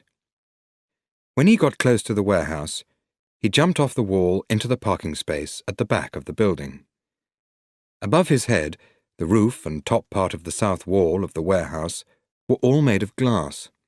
There were open windows up on the roof. but they were too high for Bond to reach. He started working with a glass cutter that he had bought at the shop. While he was working, he looked through the glass into the huge moonlit warehouse. He could see rows and rows of large glass tanks, and above them there was a long metal walkway. There were also shelves of shells and coral. After a quarter of an hour's careful work, Bond took out a large square piece of the glass in front of him. He took off his shoes and pushed them inside his shirt. Then he pulled himself through the hole in the glass and dropped onto one of the shelves of shells. As quietly as he could, he made a space for his feet. A moment later, he was down on the floor. He left his shoes on the shelf, then moved across the floor with a small torch in his hand. He walked slowly past tank after tank of coloured fish. Underneath these were trays of live worms and bait. After a time, he found what he was looking for, the poisonous fish. Here the tanks were smaller, and there was only one fish in each tank. There must have been hundreds of these tanks. On the glass of each one was a sign saying, "Very dangerous," or "Don't touch." He chose a tank which had a scorpion fish in it. Bond knew these did not attack, but they were poisonous when touched. He took out a pocket knife and opened the longest blade. He pulled up his shirt sleeve and put his arm into the tank. He then pushed the knife blade quickly towards the centre of the fish's head. The knife went through it, and Bond carefully removed the fish from the tank. He dropped it onto the floor. Next, he put his hand into the sand at the bottom of the tank. His fingers touched rows of coins in a flat tray. He pulled out a coin and shone his torch on it. It was gold, and it was Spanish. Bond thought for a moment. There had to be 1,000 coins in that one tank, several $1,000s worth, guarded by one poisonous fish. The Secateur would carry about 100 tanks, well over $150,000 worth of gold on each journey. Trucks would come for the tanks, and in another place, the fish would be taken out and thrown back into the sea, or perhaps burnt. The water and sand would be taken out, and the gold coins washed and put into bags. Then the bags would go to Mr. Big's men to be sold. All very clever, thought Bond. He dropped the scorpion fish back into the tank. Suddenly, all the lights in the warehouse came on. A voice said, "Don't move. Put your hands in the air." Bond turned and threw himself under the tank. The robber was about 20 yards away, pointing his rifle at him. There was a crack as the robber fired a shot, and the tank above Bond exploded like a bomb. Water poured down, but Bond had rolled into the next passageway. He quickly got up and ran. There was another shot, and a second tank exploded near him. He was now at the end of the warehouse where he had climbed in. The robber was at the other end, 50 yards away, and he was shooting under the tanks at Bond's legs. Bond fired 2 shots from his Beretta as he quickly crossed the central passageway. There was a crash of glass and water, a scream, and then the robber was shooting again.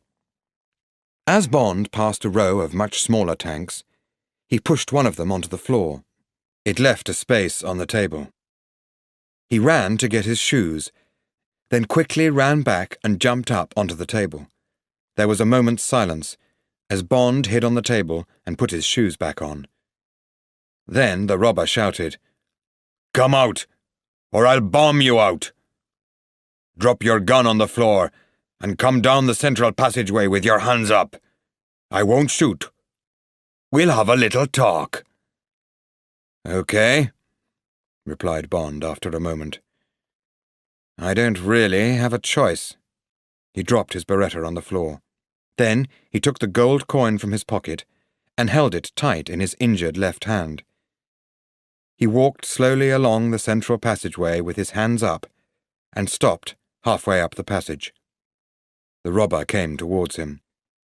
When he was a few yards from Bond, he stopped. "Put your hands up higher!" he shouted. Bond lifted his hands across his face.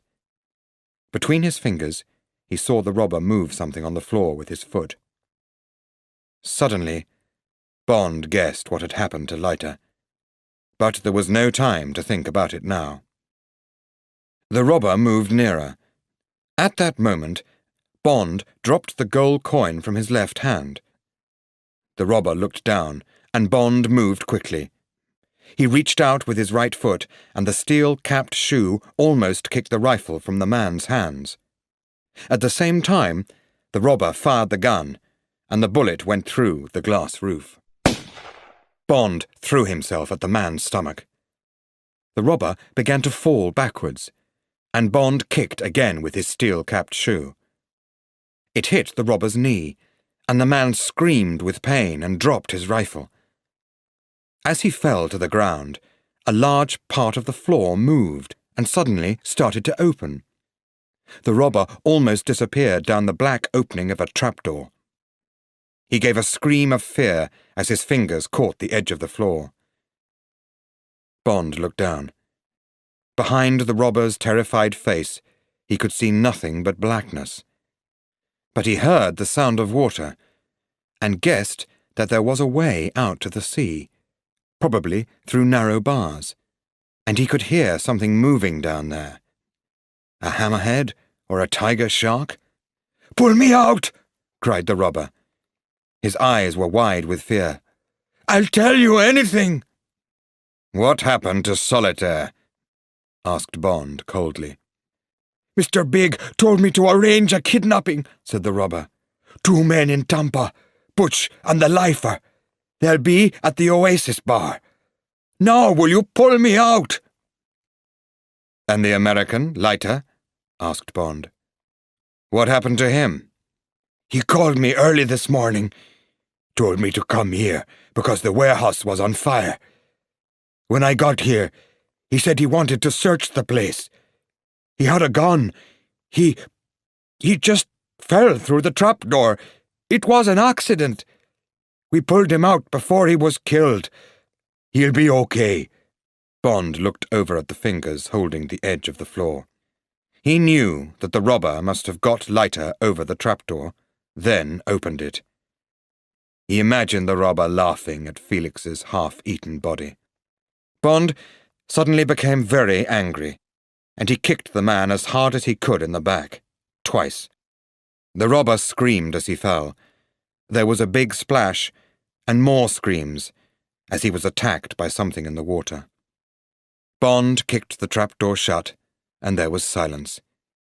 He picked up the gold coin and his Beretta, turned off the lights, and then walked out of the building.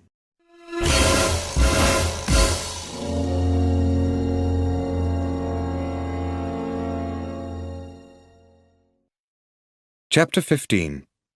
Jamaica. Bond drove towards Tampa and stopped at a bar for a drink. He used the washroom to clean himself. The bandages on his left hand were dirty, and his finger was very painful.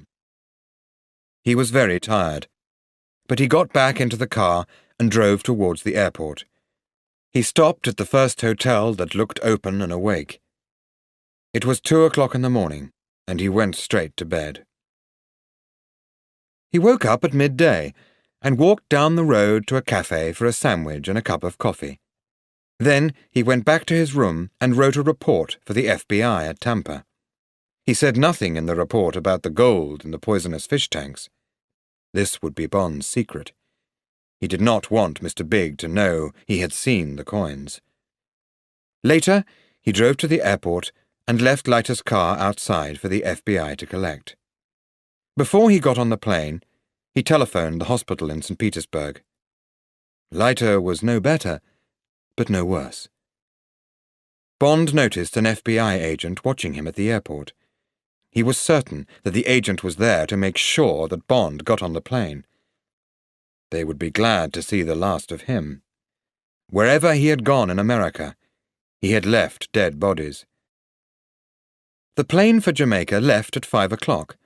The sun was low in the sky as the plane flew round over Tampa Bay and then flew east. Soon they were over Miami. After an early dinner, the plane stopped at Nassau before flying on across Cuba and finally to Jamaica. When Bond arrived at Palisados Airport, Strangways, the chief Secret Service agent for the Caribbean, was there to meet him. He was good-looking, 35 years old, and wore a black patch over one eye. It was nearly 11 o'clock, and the night was quiet and hot.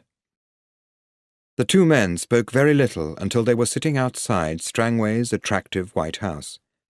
Then the Caribbean agent told Bond about the Jamaican part of the case. "There have always been stories about Bloody Morgan's treasure on the Isle of Surprise," he explained. "It's a small island in the centre of Shark Bay, where Morgan used to keep his ships. They say that when he left here for the last time, in 1683, he hid his treasure somewhere in Jamaica. When he died, the secret of the treasure's hiding place on the island died with him. For 200 years, treasure hunters found nothing. Then, 6 months ago, a New York company bought the island. And a few weeks later, the Secateur came into Shark Bay. The men on the boat started to cut steps into the rocks up to the top of the island. Then they built several simple, small buildings there.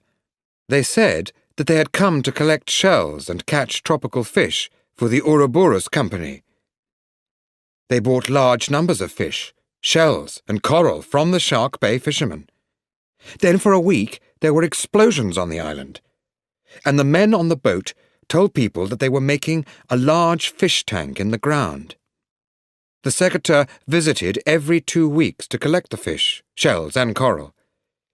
Fishermen were warned to stay away from the island. One fisherman swam across there at night, planning to search for the treasure. He didn't come back, and his body was never found. After that, nobody went near the island again. They were too frightened. It was about that time that I got interested," Strangways continued. "I sent a report to London, and they discovered that the island belonged to Mr. Big. This was about 3 months ago. I was told to find out what was really happening there. So I arranged for the island to be watched, day and night. Nothing suspicious happened. So I got 2 good swimmers to make an underwater visit to the island. They didn't return, and their bodies appeared in different parts of the bay the next day. Or what the sharks had left of the bodies. Terrible. You can imagine how I felt about it." "Where is the Secateur now?" asked Bond.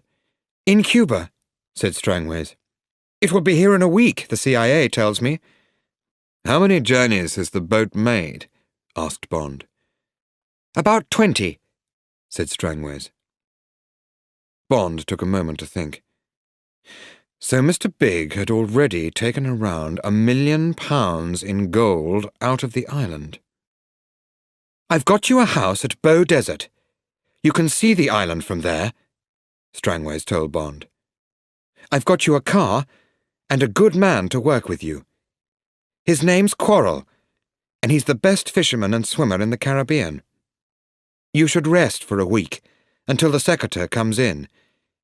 Then you're going to have to get onto the island. I'll be in Kingston, reporting to London and Washington.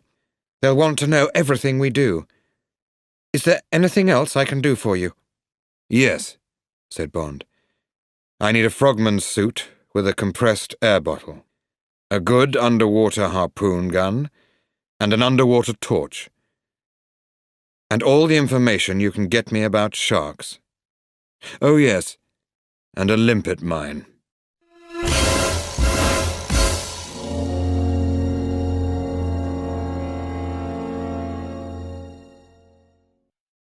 Chapter 16. Bond Gets Ready. After breakfast the next morning, Strangways introduced Quarrel to Bond. "Good morning, Captain," Quarrel said. He was a man of the sea, and Captain was the highest title he knew. Bond liked him. After they had discussed their plans, the two men left in the little car Quarrel had brought with him. Strangways went to get the things that Bond needed for the job ahead.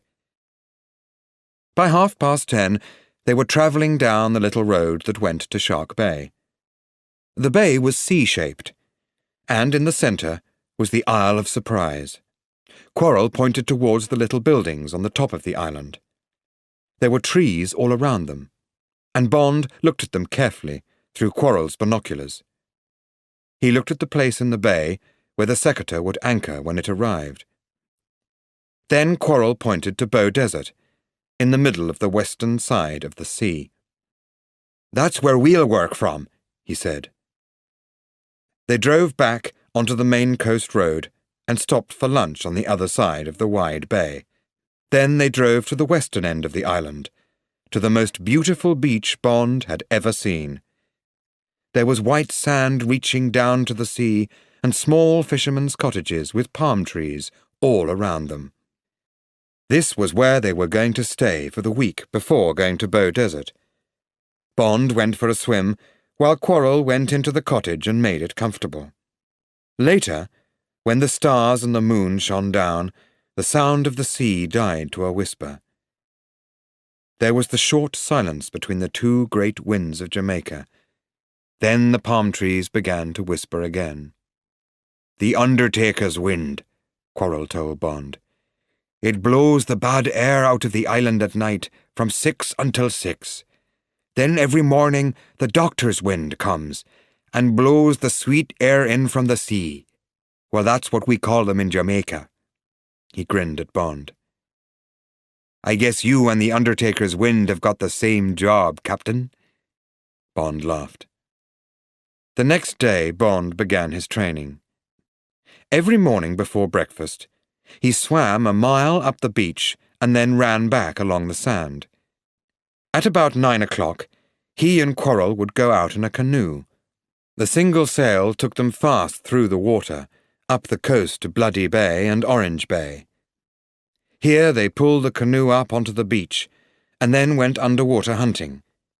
Bond used a mask and an old harpoon gun. "Fish don't usually attack a man," Quarrel told him, "except the barracuda, a big, dangerous fish with very sharp teeth." By the end of the week, Bond could swim 2 miles without feeling tired. His hand was completely better, and he was sunburnt. Quarrel was pleased with him. "You're ready for surprise, Captain," he said. In the evening of the 8th day, they came back to the cottage to find Strangways waiting for them. He had good news for them. Felix Leiter had lost an arm and a leg, but he would not die. "He says that he's sorry not to be with you," Strangways told Bond. "Also, the Secator sails tomorrow for Surprise, and should be here before dark. Mr. Big is on board. Oh, and a girl called Solitaire is with him. Do you know anything about her?" "Not much," Bond said. "But I'd like to get her away from him. She's not one of his team." He went outside and looked up at the stars. There was a lot to think about, and a lot to do. Discovering the secret of the treasure, killing a dangerous criminal, and rescuing Solitaire. After dinner, Strangways gave Bond several books about sharks and dangerous fish, and then left the cottage. At 6 the next morning, Bond and Quarrel left for Bow Desert. They were there by 10:30. There was a path between the trees that went down to the little beach house. From inside the house, Bond looked across at the island. The top half was hidden by trees, but the cliff looked grey and dangerous in the half-shadow made by the hot sun. After lunch, Bond looked at the things that had come from London. Strangways had sent them on from Kingston. Bond put on the black frogman's suit. It fitted him perfectly. He checked the air bottle, the harpoon gun, dagger and torch. Finally, there was the heavy limpet mine with some fuses. These were in a box with the word "Danger" printed on top of it. At 5 o'clock, Strangways arrived with news of the Secretary. "They've come through Port Maria, and will be here soon," he said. "Mr. Big has a passport in the name of Gallia. The girl's passport is in the name of Simone Luttrell. There are more than 100 empty fish tanks on board." "I'll go to the island tomorrow night," Bond told him. Quarrel came in from outside. "The Secretary is coming in through the coral reef now, Captain." They went a little nearer to the water's edge and looked at the boat through binoculars. It was a good-looking yacht, about 70 foot long, black and grey and built for speed. On the island, 3 men came running down the cliff steps to the jetty. They caught the ropes, which were thrown from the boat as it dropped its anchor into the deep water. Mr. Big stepped onto the jetty, then started to climb the steps. 2 men were carrying a stretcher, and they followed Mr. Big up the steps. There was a woman's body tied to the stretcher. Bond could see Solitaire's black hair through his binoculars. Then 12 men made a line up the steps and handed the empty fish tanks up one after another. Quarrel counted 120 tanks. After this, tanks half filled with water and sand were carefully passed down to the boat, one every 5 minutes. "They're putting things on the boat already," Strangways said. "That's unusual. Maybe they're all leaving the island in the morning. This could be the last trip." Bond and Strangways walked back up through the trees, leaving Quarrel to watch the yacht. They sat down in the living room, and Strangways got himself a glass of whisky. Bond stared out of the window, thinking. It was 6 o'clock. The moon was already in the sky, and the undertaker's wind blew softly through the palm trees. He had travelled 2,000 miles for this, but suddenly he hated and feared the sea, and everything in it. And in a few hours he would walk alone under that black sheet of water. Quarrel came in soon after. "They're working with lights now, Captain," he said. "A tank every 5 minutes. I guess that'll be 10 hours' work. They'll finish at about 4 in the morning, but won't sail before 6. It would be too dangerous to leave earlier. It needs to be light for them to find their way through the coral reef." "I'll start at 10 o'clock tonight," said Bond. "I'll go from the rocks at the left of the beach. Can you get us some dinner and then get the things I need out onto the beach?" Quarrel left the room, and Bond turned to Strangways. "Now, tell me what they usually do when they're ready to sail," he said. "How long does it take them to get away from the island? If it's the last trip, they'll leave with extra men." Listening carefully to Strangways, Bond suddenly felt strong again, and his fear disappeared. They talked for the next 3 hours. At 10 o'clock, Bond was on the beach and dressed in his black frogman's suit. Quarrel and Strangways watched him go slowly into the sea and vanish under the water. "Go safely," said Quarrel quietly. Then he and Strangways moved back through the bright moonlight and the shadows to the house to wait for Bond's return.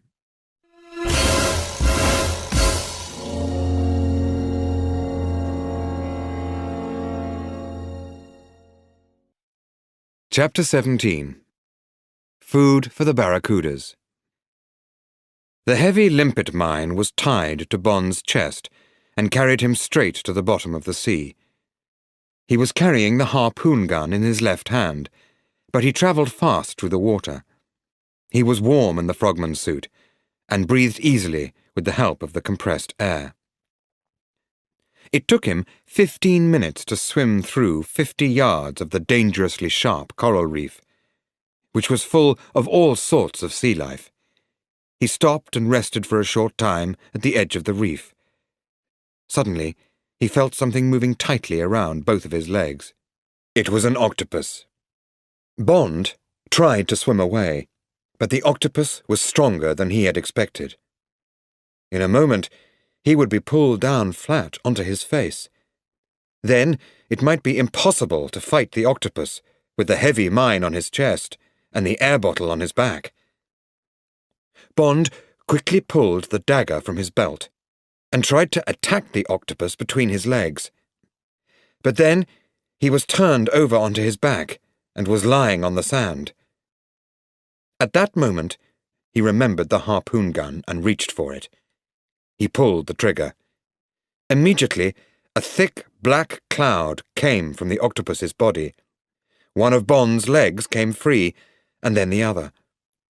He pulled hard on the harpoon line, and another black cloud poured towards him. The harpoon was free. Bond was breathing heavily. Above him, a stream of air bubbles went up to the surface of the water. Bond swore, afraid that they might be seen from the yacht. But there was nothing he could do. He swam forwards. There were shadows of big fish on the moonlit sand, some as long as himself.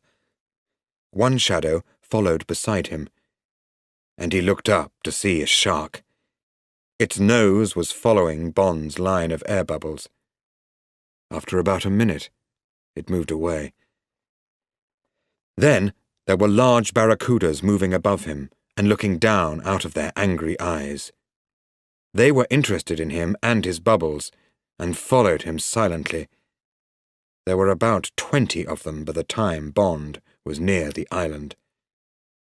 Suddenly, Bond could see the bottom of the secateurs above him. He looked at his watch. It was 3 minutes past 11 o'clock.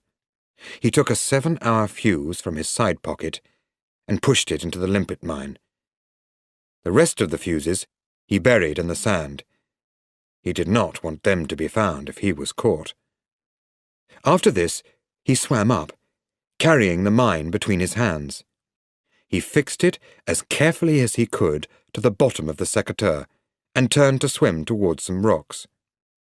Then he saw what was happening behind him. The barracudas seemed to be going crazy. They were swimming round in circles like mad dogs, and 3 sharks were moving quickly between them in the water. Bond was hit in the face and knocked again and again.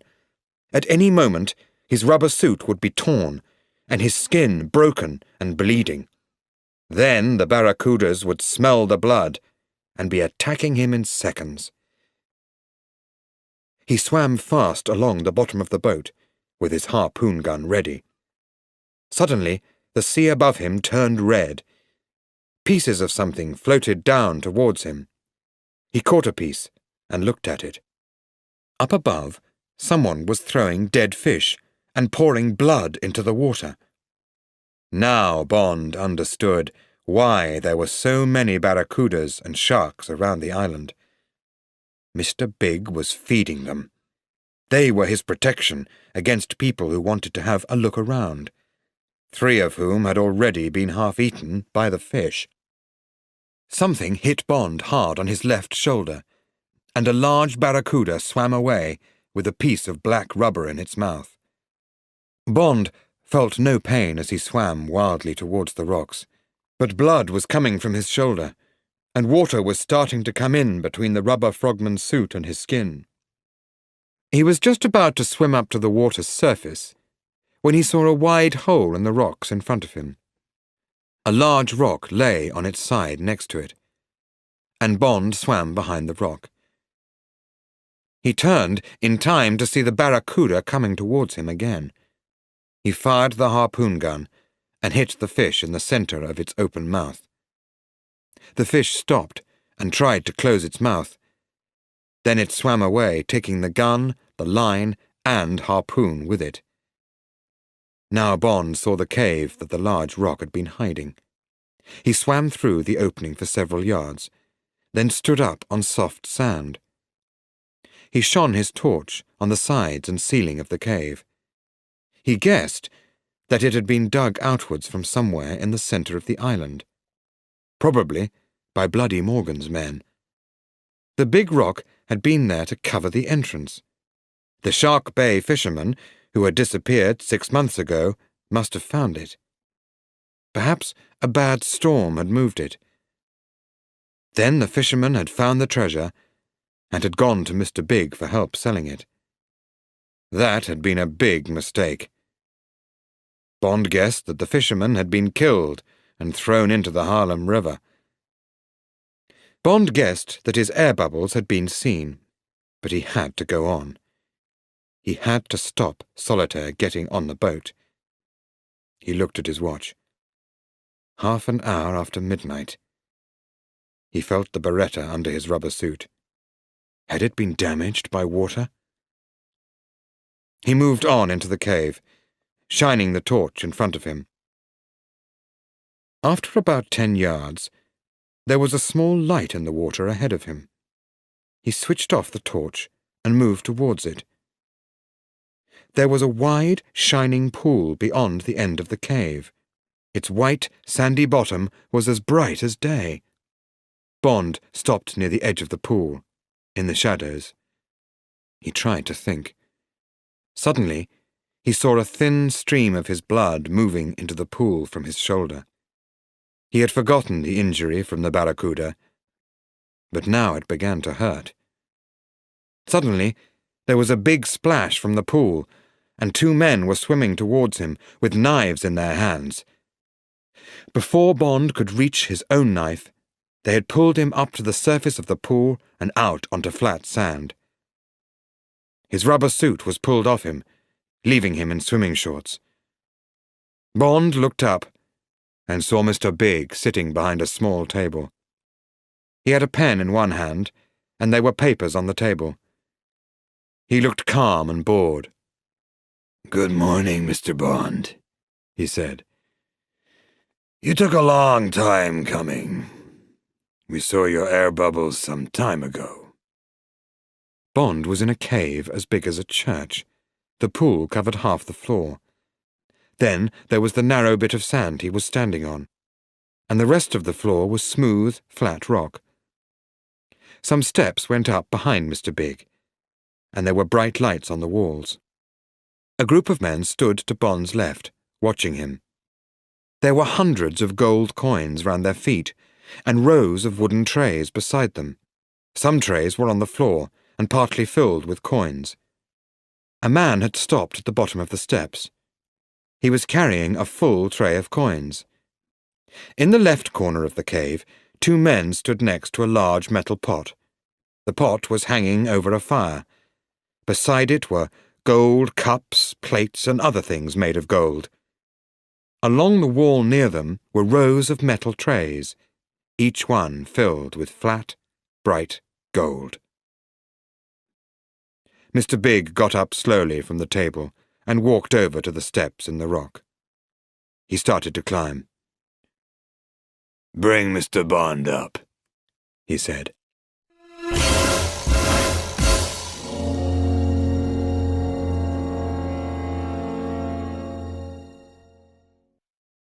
Chapter 18. Death at Sea. They climbed up the steps, past an open door near the ceiling. Mr. Big stopped to rest for a moment. Then up they went again. Bond counted more than 80 steps before they reached the top, where there was a metal door. Mr. Big unlocked the door and opened it, and Bond and his guard followed him through into a long, narrow room. There were metal shackles low down in the walls. A light hung down from the roof at the far end. There was someone lying under it, under a blanket. "Solitaire," said Mr. Big softly. Bond started to move forward, but the guard moved quickly and stopped him. Then Mr. Big turned round. He had a small gun in his hand. He pointed it at Bond. "You can let him go," Mr. Big told Bond's guard. Bond went past Mr. Big. Solitaire was on her feet and moving towards him. She saw his face and began to run. "James!" she cried. "James!" They held each other. "Get me some rope," said Mr. Big. "It's all right, Solitaire," said Bond. But he knew that everything was not all right. "I'm here now." Solitaire was very pale, and there were black circles under her eyes. She wore a dirty white suit and looked thin. She saw the blood on his shoulder and down his arm. "Oh, my darling, what is it?" she said and started to cry.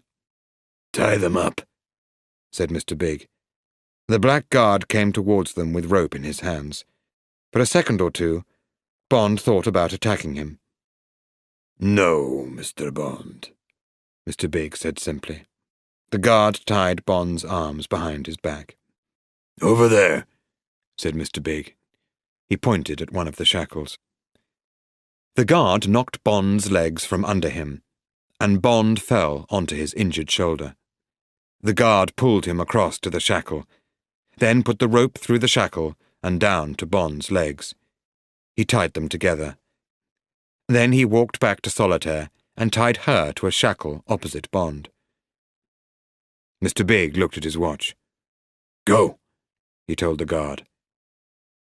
He closed the big door behind the man, then turned to Bond. "4 of my men have died because of you. My people are beginning to question my power, so something must be done. What happened to the American was not enough, so you and the girl can die together." He looked at his watch again. "In 2.5 hours, at 6 o'clock, you will be tied together.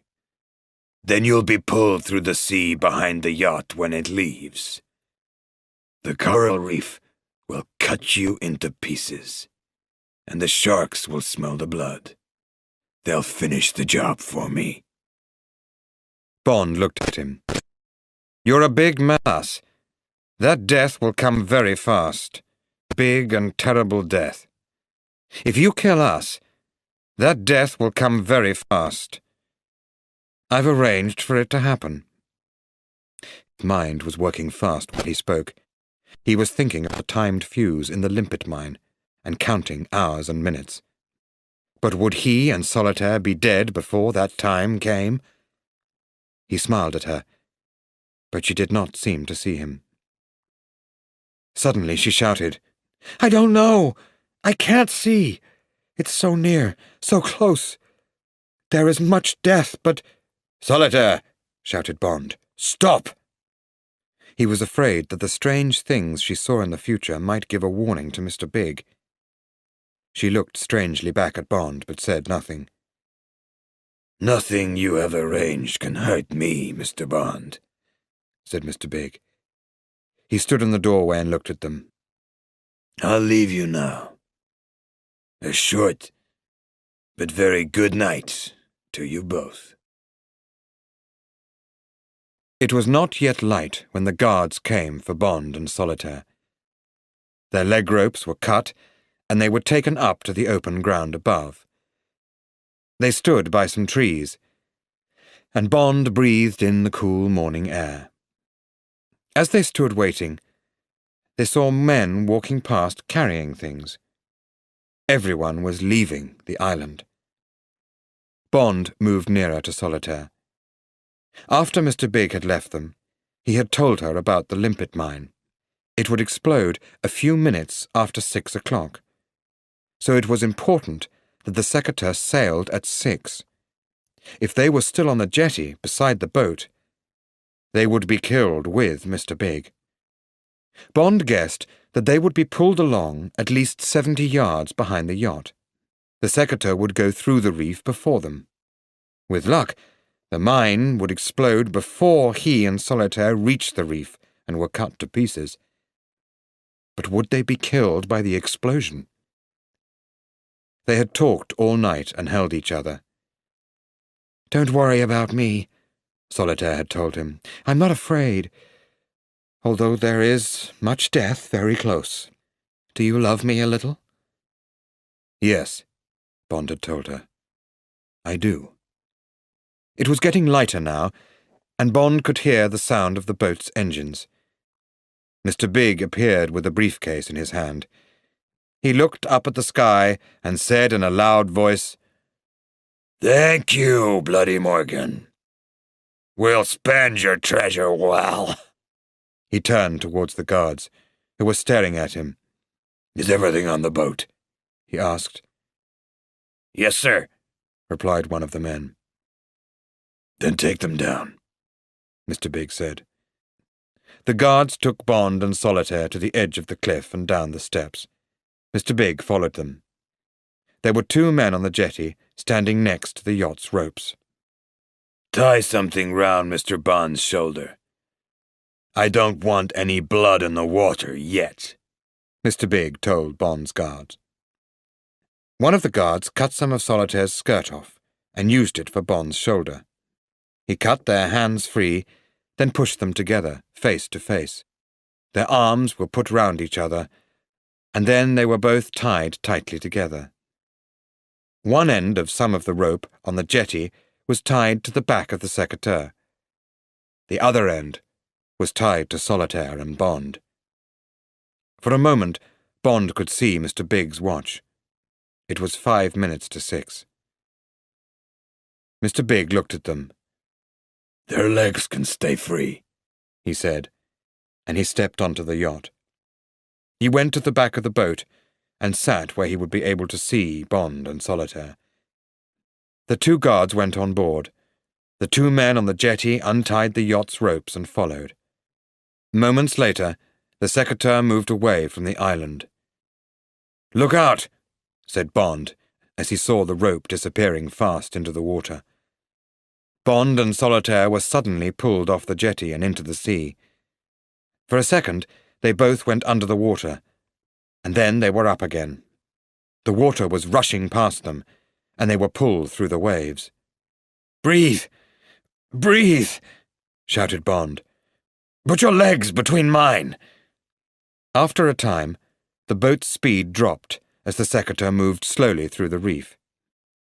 Suddenly, Bond felt the rope tighten again. "Breathe, Solitaire! Breathe!" he shouted, as they started to speed through the water once more. It must be after 6 o'clock now. What had happened to the mine? They were only about 30 yards from the reef now. Now 20. 10. Suddenly, the breath was knocked from his body. Solitaire and Bond went right up out of the sea before falling back again. The sky lit up with the huge explosion. They stopped moving through the waves, and Bond felt the heavy rope pulling them under the water. He pushed hard with his legs, and they came to the surface. Solitaire's head was on his shoulder, and her eyes were shut. The reef had protected them from the explosion, but now the sea was pulling them towards it. Suddenly, Bond felt the sharp coral against the back of his legs and arms. There was something sharp under his feet, and he pushed against it. His feet were on the coral, and then he felt the pain of a rock pushing into his back. He rested for a minute. Solitaire was breathing thinly. There was blood in the water around him, but he guessed that the big fish would not come into the sharp reef. He looked out to sea. The secateur was gone, and a great cloud of smoke was blowing towards the land. There were pieces of the boat all over the water. He saw dead fish and parts of men's bodies. Bond saw the head of a huge fish come out of the water. It dived down onto something. There was a long and terrible scream. Then 2 black arms suddenly went up into the air and disappeared again. 2 men started to swim towards the reef. One stopped, his hands splashing the water wildly before they disappeared under the surface. He began to scream as he was attacked under the water. The other man was getting nearer to Bond and Solitaire. Bond saw a large head with blood pouring down over its face. It was Mr. Big. His eyes were wide open and staring madly as he swam towards Bond. Suddenly, he gave a scream of pain, and his head went under the water and came up again. There was a cloud of dark blood in the sea around him. 2 large black shadows moved out of the cloud, then raced back again. Half of Mr. Big's left arm came out of the water. It had no hand on it. But the great head was still alive and screaming. The head went under once more. When it came to the surface again, its mouth was closed. The yellow eyes still seemed to look at Bond, but they were dead eyes. Then the shark's head came up, and its open mouth came down on the head. There was a horrible crunch. Then both head and shark went under the water for the last time. There was silence. Bond went on staring at the blood-red water for several seconds. Then Solitaire made a small noise, and there was a shout from behind him. Bond turned and saw canoes coming towards him, and Quarrel was in the front canoe, yards ahead of the rest. For the first time since his childhood, Bond felt tears come into his blue-grey eyes. They were tears of happiness and relief. He looked across at the soft green hills of Jamaica. A fresh, northeasterly wind had started to blow, and the sun was beginning to shine down on the water. Life was suddenly very good.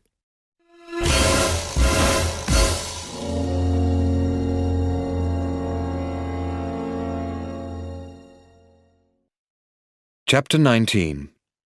A Holiday for Two.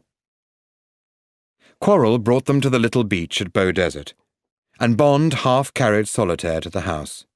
After they had had baths and cleaned themselves, Quarrel took Bond to the hospital at Port Maria.